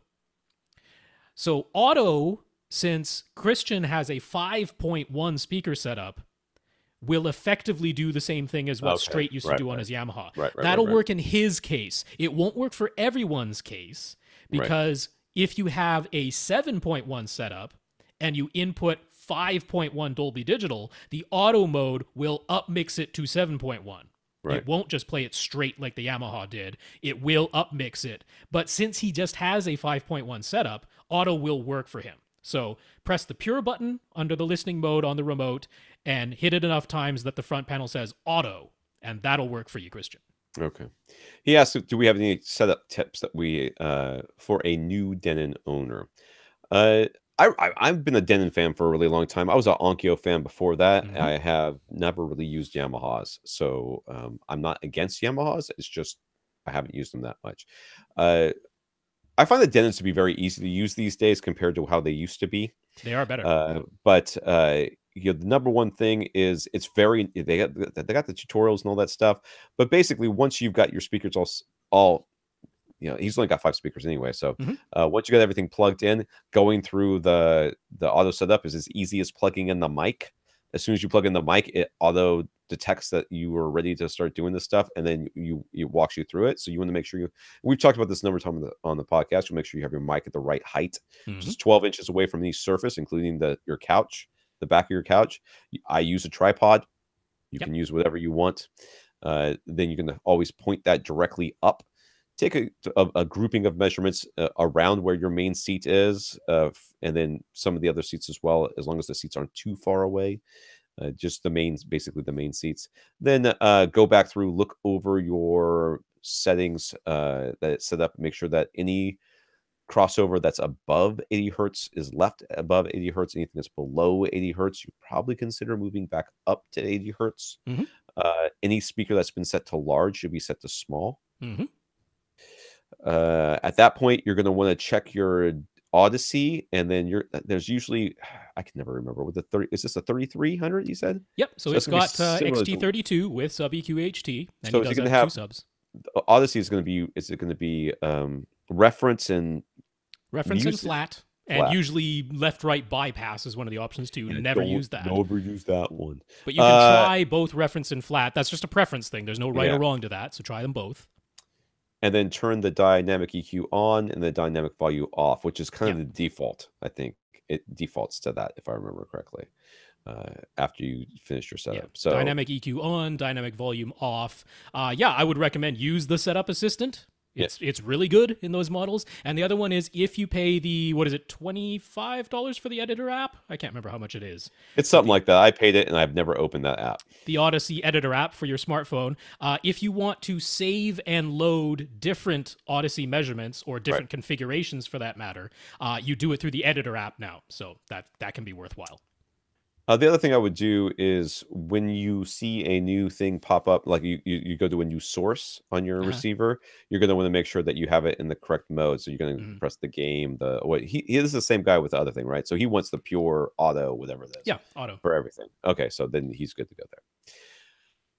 I never did get any water. I'm suffering here. Jeff will be sitting 11.5 feet away from a 120-inch 16:9 screen in his theater above his garage, which is painted flat, dark gray, and has lighting control. He'd prefer not to spend more than $4,000 on a projector. I just saw a Wirecutter article that said Sony had the best projector now. That's the best. Oh, that was a 1080p model for $2,000, and it is a very nice 1080p model. But okay. Anyways, so I just saw that today, and I was like, oh, look at that! Somebody's making a suggestion. He isn't quite sure what to buy. He suspects that in about 2 years there will probably be a 4K HDR projectors with excellent black levels for well under $4,000. So one idea he has to spend less than $1,000 right now on a high value 1080p projector to tide them over for a couple of years. One for the wrinkle though is that a local store is selling their floor demo model of an Epson LS 10,000 laser-driven projector for $4,500, which is tempting him, but it's used and has 7,000 hours on it. What do we think he should do? I don't know how long a laser-driven lamp has. It's supposed to be 20,000 hours, and the 10,000 was replaced by the 10,500 to give it 18 gigabits. So I'm not super keen on getting that floor demo model, to be honest. How much is a replacement bulb on one of those things, I wonder? You can't. You can't. You got to buy a whole new projector? You got to buy a whole new projector when the laser's Shut up.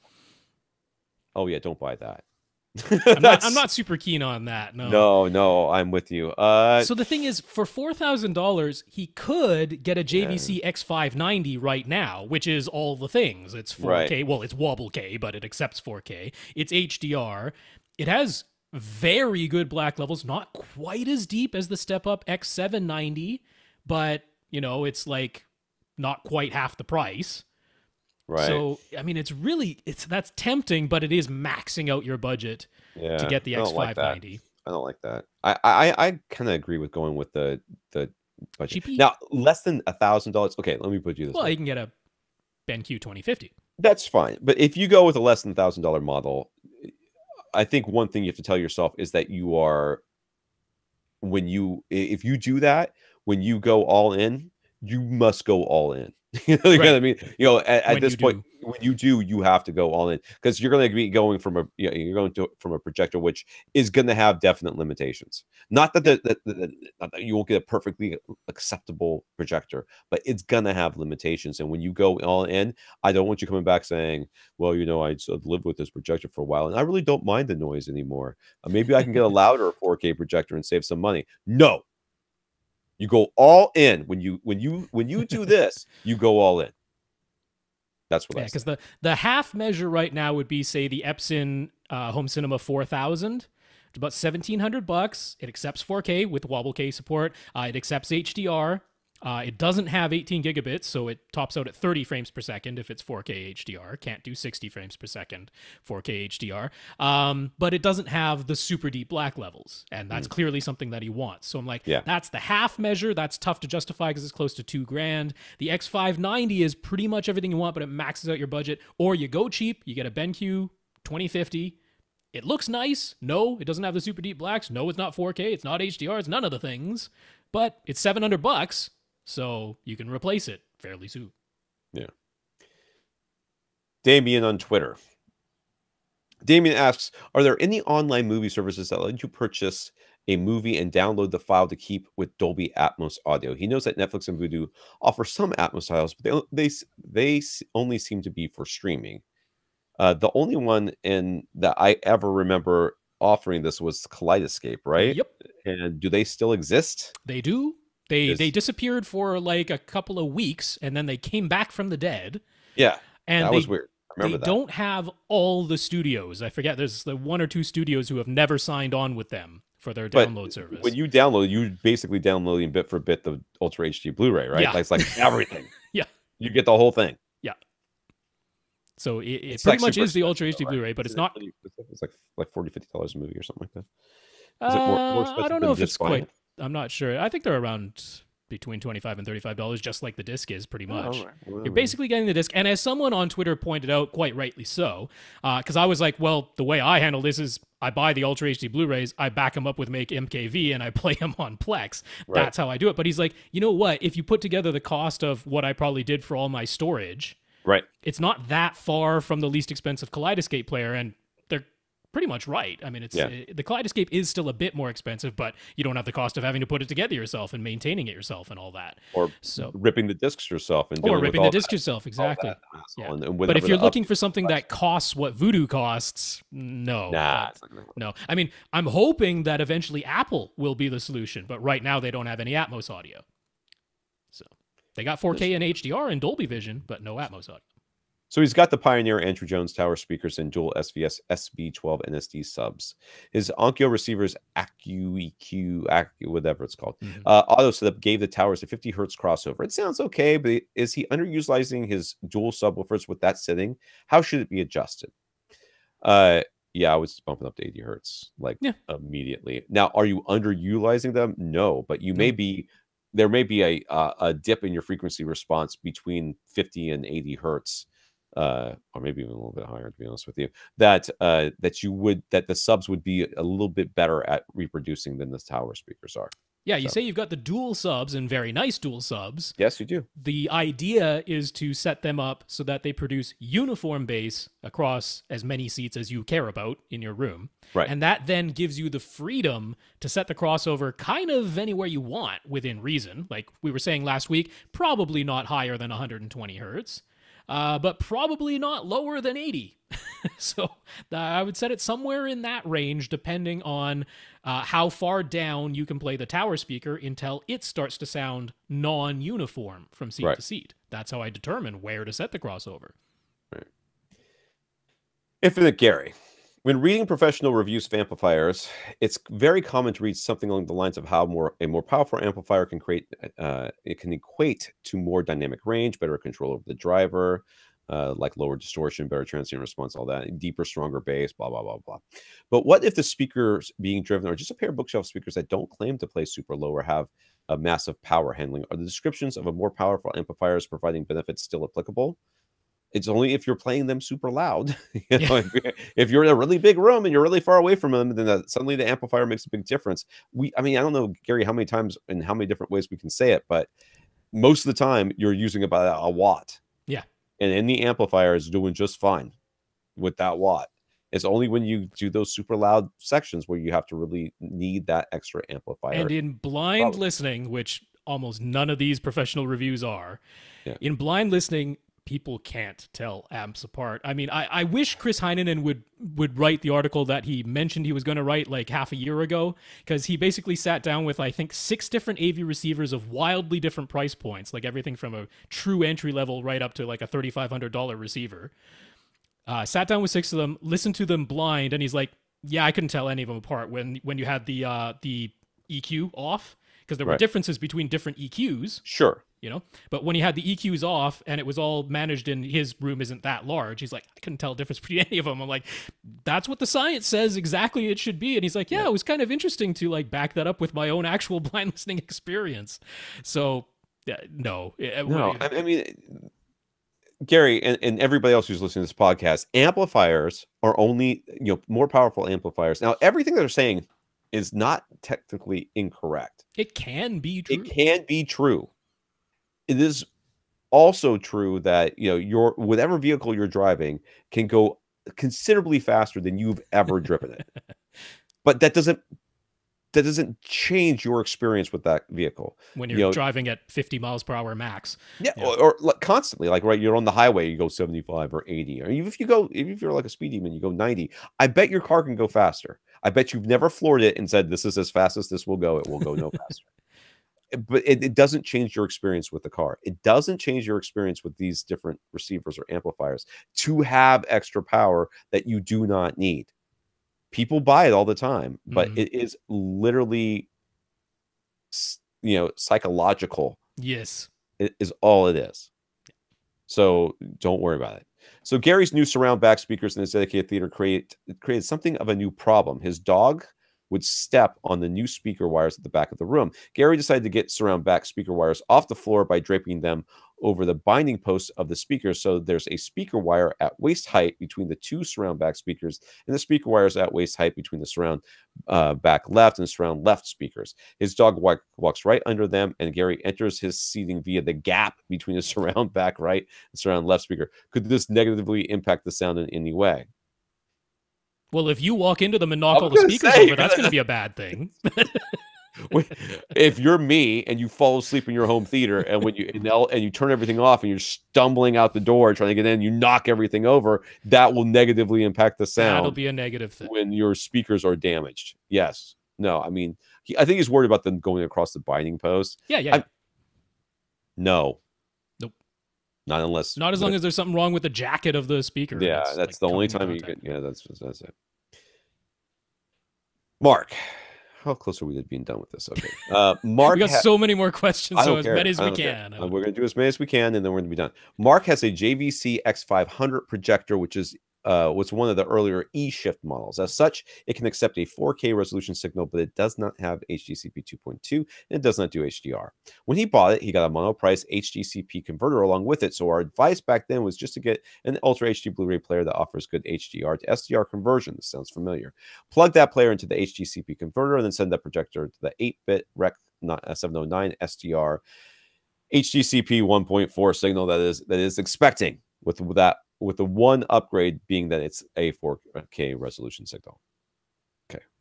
So basically, his older projector can't accept newer 4K because it doesn't have the newer HDMI connector. So there's a box in between that will accept that and then send it on in a way that the projector can accept. That's right. So he's bought an Oppo 203. He's really impressed with it. Good, because you're one of the last people to have one. And he plugged the 203's output directly into HDCP converter, which then feeds his Denon 4520 receiver. Is that the correct signal path? It seems to be working like a charm. Well, if it's working, don't break it. But I thought the correct signal path should have been from the Oppo to the receiver. What's his receiver? 4520. So that does not have HDCP 2.2 either. Oh, okay. So yeah, then it works. Yes, then that's right. Yes, you want to put it between the 4K source and the first thing that cannot accept HDCP 2.2. That's correct. Whatever that thing is, because I thought that you had a newer receiver, in which case you could send it to the receiver, and from the receiver to the box, and from the box to the projector, which would have been fine.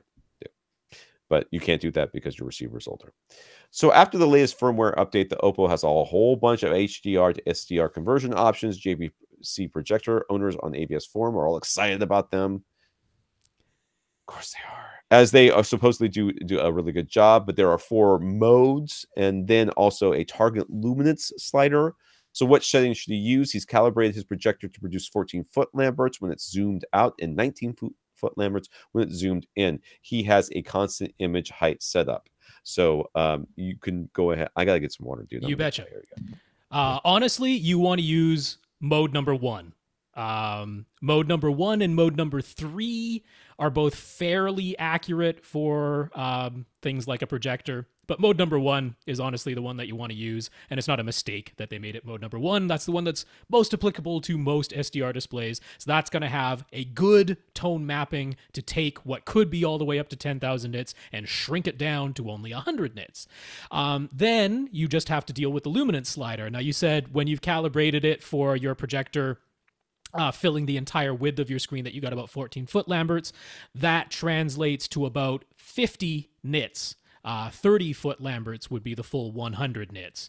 So you're probably going to want to set that luminance slider below 100 nits. I believe the default is still 300 nits. That's where the slider starts, but then it's got a wide range. So I think you're going to want to try one of the settings that's below 100 nits, probably the 50 or 75 nit setting on the luminance slider. Should give you the best results. Now, there's no absolute right or wrong in this. Give it a try. One of those settings, the image is going to look a little bit washed out, and one of those settings, it might look a little bit too dark. You might be losing some shadow detail. So try and get it where it looks about right, and trust that you're doing that right. If you're like, it looks a little too washed out, then just, let's see. As you set the luminance slider to a lower number, the image gets brighter. So if you try 50 and it looks a little washed out, bump it up to 75, and that'll probably work.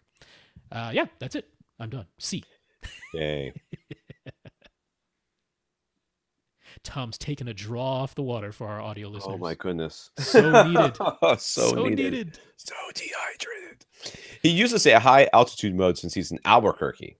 Is Albuquerque that high? Over 5,000 feet, yeah. Is it really? I've been there. I didn't remember that. So he's never used a high lamp mode, as the fan noise is already pretty loud in the low lamp mode. With the low lamp mode plus the high altitude setting. But should he consider switching to the high lamp mode for HDR content? No. I'm guessing no, yeah. Because you are converting the HDR to SDR. Yeah. So, no. There's a color space output setting on the Oppo too, and it turns out that his JVC can accept a 10-bit signal, although its colors only go a little bit beyond Rec 709. Still, could he maybe benefit from sending 10-bit wide color? In this case, I wouldn't do it. On something like the X590 that comes darn close to getting to P3 even without a color filter, on that type of thing I would do it, but not on the X500. You can get really accurate 709 from the 500, and then it goes a teensy bit wider than that, but not close to P3. So I wouldn't send it the wide color. You're not really going to benefit from that. Stick to the 709. All right.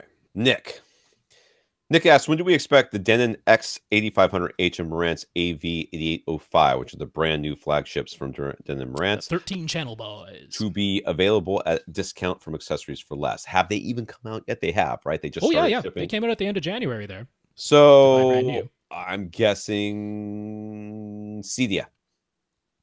Oh, wow, November? That late? Yeah. Well, October, November? Yeah. Well, I mean, in large batches, I would guess yes. Yes. I'm not sure. I wrote to Mark directly, and he's like, haven't had any yet. Don't have an invoice saying I'm getting any, but he will get some eventually. Right. And he's said he's going to inquire with Denon and possibly get back to me. So that's from the horse's mouth. That's the information we have. We don't know, in other words. So Nick has loved his Oppo BDP83 Blu-ray player, especially how easy it was to make it region-free. But he's still using a Pioneer Kuro, so he hasn't been too worried about 4K Blu-rays. But, of course, now there's a lot of temptation. Ultra HD Blu-rays are often getting Atmos, while the regular Blu-rays are not. He's tempted. He's being tempted by OLED TVs, and he's considering JVC projector. He's got a lot of money to burn, apparently. So with the Oppo closing down, should he pounce on a UDP203 player? Pretty much any other Ultra HD player should look just as good when connected to an OLED. Correct? Any reason the Oppo would look better in that scenario? I mean, not any, not any, because we've experienced this with Clint and I did a test one time with Blu-ray players when they first came out. And I was like, I remember it was all over the forums, like Walgreens has got a $50 Blu-ray player. They've only got 3, they only got a couple per store and blah, blah, blah. And Clint went out and got one. We're like, what's wrong with the picture? The sparkles everywhere. So, Really in theory, port. yes, it is a bit for bit. Let's just send it on, and it should be fine. In theory, it should be fine. Now, the Oppo, on the other hand, is going to have about every bell and whistle that you can have in an Ultra HD Blu-ray player. And it also seems like no one else has actually got Dolby Vision to work exactly right on the discs just yet. Right. Although hopefully they will. But so far, Oppo is the way to go if you want Dolby Vision, and the OLEDs have Dolby Vision, so that might be an incentive. But other than that, I mean, if you got one of the, especially if you got one of the Panasonics, those are really good. Right. One of the Sonys should be fine. I mean, it's probably moot. You're probably not gonna be able to find one anyways at this point. If you haven't found one, if you do find selling one, them. I mean, Oppo's still selling them directly on their website. Yeah, so you're gonna want, if you're gonna get this, you're gonna have to go ahead and just jump on it. So, he asked, "What about the projector? Will other players look just as good?" Now, I mean, based on what we were just talking about with our last questioner. Clearly, there are some things that can be done with the Oppo that might not be available on other Ultra HD Blu-ray players. But if you're waiting to get a later model JVC that has full HDR10 support, then you're not worrying about converting HDR to SDR and all that stuff. See, unfortunately, this is what this is the whole idea of having a product that can do a lot of stuff isn't necessarily indicative of that fact that you should buy it. Just because it can do all these things. It's very useful if you have the scenario that requires it. Then it's right. Super nice to have. If you're like, I've got a brand new, top of the line, 4K HDR Dolby Vision TV, which Ultra HD Blu-ray player should I get? Any of them will be just fine. You know, as long as it's got Dolby Vision and all that other stuff. As long as it's got that, it will be fine. By the time you're talking about getting this stuff, maybe it won't make any difference. Yeah, I mean, like Sony was just talking about how on their 4K projectors, which are one of the few that are genuinely 4K, like the full 4K panel imager, they're like, oh yeah, we have an active HDR solution that takes HDR10 and dynamically maps it frame by frame using our algorithm so that we don't need dynamic metadata. We just analyze the signal and do it frame by frame. And I'm like, that is exactly what I want projectors to do. Right. So maybe you'll end up with a Sony instead of a JVC because this is all a future thing, at which point you don't need an Oppo because it's going to do a fantastic job. Right. Lastly, asked, the Oppo also has its HDMI input, so that could potentially be helpful for other sources such as streaming boxes, maybe. Again, this is another thing where, like, if you've got an older source that has bad up conversion, or you are or you need to separate out its audio. Yes. Because you have an older AV receiver that doesn't do HDCP 2.2. Would I buy an Oppo because I had a Roku? And like, no, I would buy a newer Roku because it's like $35 or something. Yeah, I mean, it's cheaper to just get the newer streamer. Yeah. Okay, sir, I believe you want to buy an Oppo, in which case, God go with you. Enjoy you're not going to be like using the Oppo and going, oh, I'm so upset that I got this because it's a really nice player with really great build quality and it does all the things. But if you are thinking about buying things in the future and you're like, should I buy this now since it's going to be gone? If you're going to be buying in the future, you're not going to need this. That's right. And the thing that you will need in the future will be, is when you're in these transition years between, going from 1080p to 4K and Blu-ray to Ultra HD. You need good players at that time to manage all the different things that are going on. Like, oh, you have a 1080p source, a display, but I'm a 4K player. I need to be able to do some things that maybe most 4K players can't. In the end, you're going to end up with, like we have right now with Blu-ray players. You're going to look at the back of them. They're going to have a power cord. They're going to have an HDMI cable. And that's going to be it. That's it. That's the only thing that's back there, because what else do they need? Because everything does everything else just fine. And that's what you're going to end up with in a couple of years with 4K. Yeah. But the reason that the Oppo is so good, and we often recommend it, is because people have issues that they're trying to work through. You don't sound like you're going to be in that boat. So, we can't fully justify it for you, but if you want to get it, you have our blessing. Yeah, there you go. Steve. Steve has an Epson 5040 UB projector with a 120-inch screen and an Oppo 203. Hey, you want to sell it? I know a guy who wants it real bad. What is the correct HDMI video range setting on his Epson? Normal or expanded? HDMI video range, normal or expanded? I'm going to say normal. Normal. Yeah, there Yes. we go. Look You at are that, not yes. sending it a 0 to 255 full RGB signal. You're sending it a video signal, so you want normal. He spotted one stuck pixel. Is there a way to get rid of it? He has a Disney Wow disc that includes a pixel flipper pattern. Would that work? Or is there another option? I literally would not have written this sentence. Would that work? I'd be like already trying it. Like, why wouldn't you just try it? I'm not actually sure what the pixel flipper pattern is. I don't know if it's just a negative image thing or if it's a like. That's why I guess. Yeah, it would just go flip back and forth I'm between not really sure. like Yeah, on and off, black white, or something like that. I just know on YouTube there's a channel called Doctor Screen, which is like nothing but crazy test patterns, and one of them is called Screen Repair Frozen Pixel. And if you have epilepsy, do not look at it. It will. I mean, that I'm not even going to laugh at that because it will induce a seizure. I believe it. Yeah, that sounds about right. But that it is a crazy checker every color pattern that flashes like insane on your screen. If you got a stuck pixel that can be fixed, that'll fix it. There you go. We'll have the link on our website. Yeah, but you can just look it up. Doctor Screen Frozen Pixel. So in order to get the full DCI P3 color, his Epson needs to be in its digital cinema picture mode, which engages its P3 color filter. But having that color filter in place also means a drop in light output. And since the high lamp mode is too noisy, using the eco or medium lamp mode means his HDR content looks too dim. So he knows the Oppo can strip the HDR metadata. Should he also forsake the white color? And where should he set the target luminance slider on his Oppo? Man, with the sliders on things. And it's almost the exact same answer, except you do not have the X500 we talked about previously, which can't do the wide color. You have a projector that can do the wide color. So in your case, go with HDR to SDR conversion, mode 1. Use the wide color in your case, because your projector can do it. And then you're probably going to want a luminance setting of under 100. I'm guessing either 50 or 75. Yep. And in fact, I believe he wrote back at the very end of the week. He's like, I tried 75 and it looks really good. I'm like, there you go. Yeah.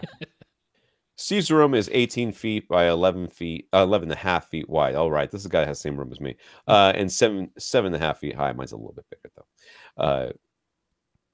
That sounded petty, but that's not what I was saying. It just really is a little bit bigger. That's all. Steve's okay, a little over 1,500 cubic feet. He's put up several DIY acoustic panels and super chunk corner bass straps. He prefers to sit in the back row of seats, which are about 13 feet from the front wall. Now, those front seats must be awfully close. Anyways, his speakers are all Aperion Veris 2 Grand Bookshelf and Center, plus Aperion in-wall and in-ceiling speakers for a 5.2.4 setup, and they're powered by Marantz SR7010. He likes the way the system sounds with Odyssey turned on, but he is concerned it boosted the trim levels of his front speakers to 3.5 dB, and he tends to listen at between negative 15 and negative 10 on the master volume dial. That all seems fine, but the EQ settings show a big boost in the treble for most of his speakers, and if he switches to the flat target curve, some of the boosts are 10 dB in the treble. He had to get one of the tweeters in his bookshelf speakers replaced. Appearance service was excellent. It might have just been a faulty tweeter to begin with, but his excessive treble boost has some concerns. What are our thoughts? My thoughts are now and will always be that we should never ever let people look at these graphs because they just drive people nuts. They do. I think there's something of an explanation and something I would try if I were in his position, though. I've been curious to hear what you have to say about this, to be honest with you. Yeah, because his primary row is his second row. And the biggest boost that we're seeing are the front left, right, and the top front speakers. And I'm wondering if it's literally the front row, the back of the seats of the front row are literally blocking the sound getting to the microphone. Now, one of the things that comes up often when people are running the auto setup, Odyssey or YPower or any of those, people often ask the question, should I be sitting in the seat while this is happening? Because I'm going to be, so don't I want my body there so it can compensate for my body? Or at the very least, shouldn't I have my seat in the position it's going to be when I'm watching a movie, because don't we want to account for the reflections that are actually going to be happening? That's intuitive, but it's completely not what's supposed to happen. What you're supposed to have is a clear line of sight from any speaker to the microphone. Right. When you have home theater recliners like this, you can, most of these come in two pieces, right? Where you can remove the backs. Most home theater recliners are like that. Mine do, yeah, for sure. I would take the backs off of them. I would take the backs off all four of these seats, to be honest, and give myself completely clear line of sight. Because what you're trying to get is flat frequency response from the speaker to the microphone position. You're not supposed to be trying to account for every possible object that could be in your theater at any given time. Because then wouldn't that require you have to run Odyssey every time you have two people in the theater instead of one, or three instead of two, or one? Where's the center channel, though? Where's the center channel in relation to the speakers? Because you can't see it, right? Yeah, I think it's below the screen there. And if it's below the screen, it seems odd that one would not be boosted. I don't. Maybe it's fitting right through the gap between the backs and the seats. It could be. I don't know. I saw where you were going with that the minute you started talking, and you're almost certainly right. You're almost certainly right. I mean, the thing is, save your configuration that you have now so that you can get back to it. But I would give it a try. I would just give it a try. I don't see the boosting of the trim levels doesn't bother me at all. No, the boosting with the high end and some of the stuff that you're seeing here in the curves, that does give me a little bit of pause. And also, I mean, look at the cutting it had to do on the front, left, and right. I'm like, that's kind of bonkers. Down low. That's way low though. I can't really see it. How big is it? Like 100? That's 100 down in hertz? the 100 hertz range, and all around it though. I mean, that makes me think the microphone was being obstructed by something. That's what it looks like when the microphone is being obstructed. He says all 9 of his speakers are being powered by his Marantz receiver. Would adding an external amp potentially help reduce the chances of damaging any more tweeters? If so, what we recommend for about $150? I mean, you were not in this big of enough room though, or this should be a problem. Wouldn't think. And the AVRant speakers are actually one of the few speakers that have tweeter protection on them. So I honestly believe that once you rerun Odyssey with a clear line of sight to all of your speakers, and you know what you could actually do? Just recline the front seats, all the way down, and then put your microphone up high enough where all tweeters can see it, wherever you are, and then rerun Odyssey and see what it looks like. If you can see a massive change, then you know what to do. Then you know you're done basically at that point. In theory, could a more powerful amp make sure that you're not, if the amp was the part that was clipping, right? If the amp clipped, then yes, an external amplifier would help. Yeah, because the tweeter protection that's built into the AVRant speakers won't help you if the amplifier clipped. That's right. But for $150, I mean, I would be looking at. I'd be looking at whatever Emotiva's Bass X offers. They don't have anything that inexpensive. That's what I'm saying. Is that I don't think that I don't know that you're going to be doing yourself a lot of good by spending $150 on something. Yeah, because there's like the Audio Source Amp 100, which is under $150, but that's 50 watts a channel, which is fine. I mean, that's a true sustained 50 watts per channel, which is probably more than what your Marantz is doing when all 9 speakers that it's powering are in service, although that doesn't happen very often. There's the Dayton APA 102, which is a Class D, but that should be absolutely fine with the Aperions because they're a very benign load. They don't have the high impedance at high frequencies that drives Class D amplifiers crazy. So the Dayton APA 102, which is 60 watts a channel, $100, I'd be fine with getting one of those. I don't think you need it. So I would just rerun Odyssey and go on with your life. When his Aperion bookshelf speakers were away for speaker replacement, he took the opportunity to audition some other speakers. He tried the DefTech D9s and the B&W 685, I guess S2 Series 2s. Yeah. The Aperion Veris 2 Grand's bookshelf speakers are spec'd at 87 dB, sensitive, 6 ohms nominal, and as he said, Odyssey set the trim levels to plus 3.5 dB with a significant treble boost. The DefTech D9s are spec'd at 88 dB, 8 ohms, and Odyssey gave them the same trim level boost, but the EQ had quite a bit less on the treble. The B&W 685s are spec'd at 87 dB with 8 ohms, but they are larger and front ported, and Odyssey set them at minus 1 dB for the trim level, which is quite a bit different. But they had the big treble boost in the EQ. So the trim level and the trim boosts are not strictly because of his room, right? The speakers themselves do play a part. Yeah, that is true. Yeah. They do play a part, but depending on what their frequency response looks like. But this sounds to me like you took 3 different measurements, and one of these measurements was not like the other.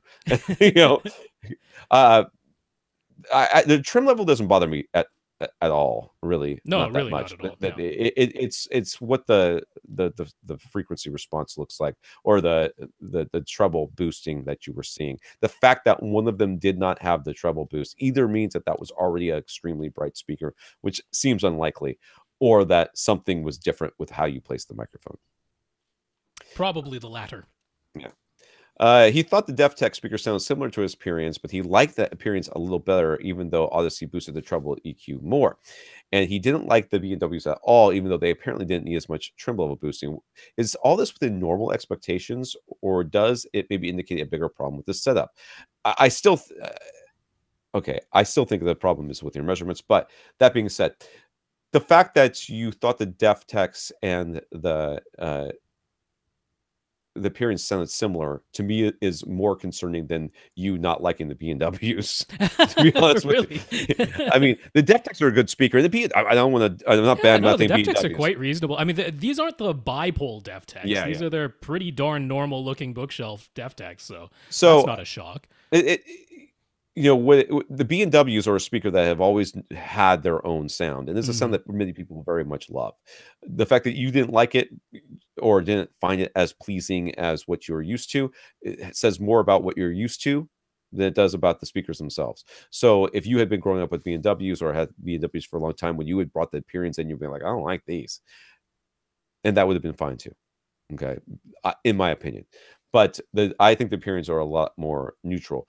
The fact that you and the DefTechs sound, you like the DefTechs, they sounded pretty similar. I mean, DefTechs generally do have their own sound, but if these are not the dipole ones, well then there's only so much difference they can really sound. And I believe that the differences that you're hearing are part of Odyssey trying to overcome limitations in the measurements more than anything else. Yeah, I mean, going back to the original measurements, and if we look at his room and we look at, say, his surround speakers, which would definitely have a clear line of sight if the mic was in that back row, and they're up a little bit high, but not very, they're just a little bit elevated, exactly like we would recommend. And then we look at what Odyssey did with those. Like, we're not seeing a huge treble boost in those. Right. Those are looking pretty normal. And his top rear speakers don't have some kind of giant boost, and they also have a very clear line of sight and are almost directly overhead.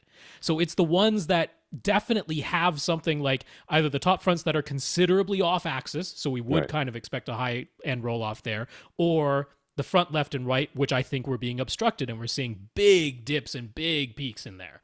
So to be honest, dude, I'm with this guy that starts sitting in this front row. I think this solves all of the problems that we're experiencing in this room. Just go sit in your front row, man. Yeah, it's pretty close to 120-inch screen. Yeah. All right, that's going to be it for tonight. It is. So, what else we got left? Who else we got? Yeah, so we got Justin, not Bieber, over there on Facebook, who figuring out stuff in his loft and spare bedroom. Bill, Adriano, Jonathan. Is that all, Jonathan? Oh, yeah, it was just options. Jeremy, who wrote to me on Twitter. Brandon. Robert, who's in Australia. How do we have this many left? That was only that much left of the document. Okay, whatever. Because we don't have a ton of photos on these ones. Oh, not only Alvin, Chris, who also wrote on Twitter. All right. That's everybody who will be on the show for next week. All right. Let's thank our listeners of the week. I'm going to thank Steve and Thomas for their donations. They went to www.avrant.com and clicked on the Buy Us a Cup of Coffee link. Thank you very much for your PayPal donations. Those will go to help support this podcast. Yeah, Steve, Thomas, thank you very much for the donations. And we also want to thank our 58 patrons over at Patreon who have signed up for the monthly take money from them, give it to us service that they offer. Yeah, patreon.com/AVRant Podcast. Thanks so much to our 58 patrons. If you would like to support the podcast financially, remember the week of May 7th through May 14th, we are having a listener who's going to match up to $100 worth of donations. Doesn't have to be from one of you. It could be from more than one of you. So total 100 of you could give us $1 each. And that would be fantastic, actually. I'd love to see that. So keep that in mind if you're thinking of donating. We also want to thank people who support the podcast in other ways other than financially. We want to thank Christian for talking us up to Accessories for Less, Jeff for talking us up to SVS, Mark for talking us up to the now defunct Oppo, and Mike for trying to help my son who is currently in the doghouse with his gaming PC rig. So Christian, Jeff, Mark, Mike, thank you very much for supporting the podcast. Congrats on the purchases to those of you who made them. And remember, May 7th through 14th is the time to donate over at avrant.com on the Buy Us a Cup of Coffee link. For AV Rant, I'm Tom Andry. And I'm Rob H. Now go out and listen to something.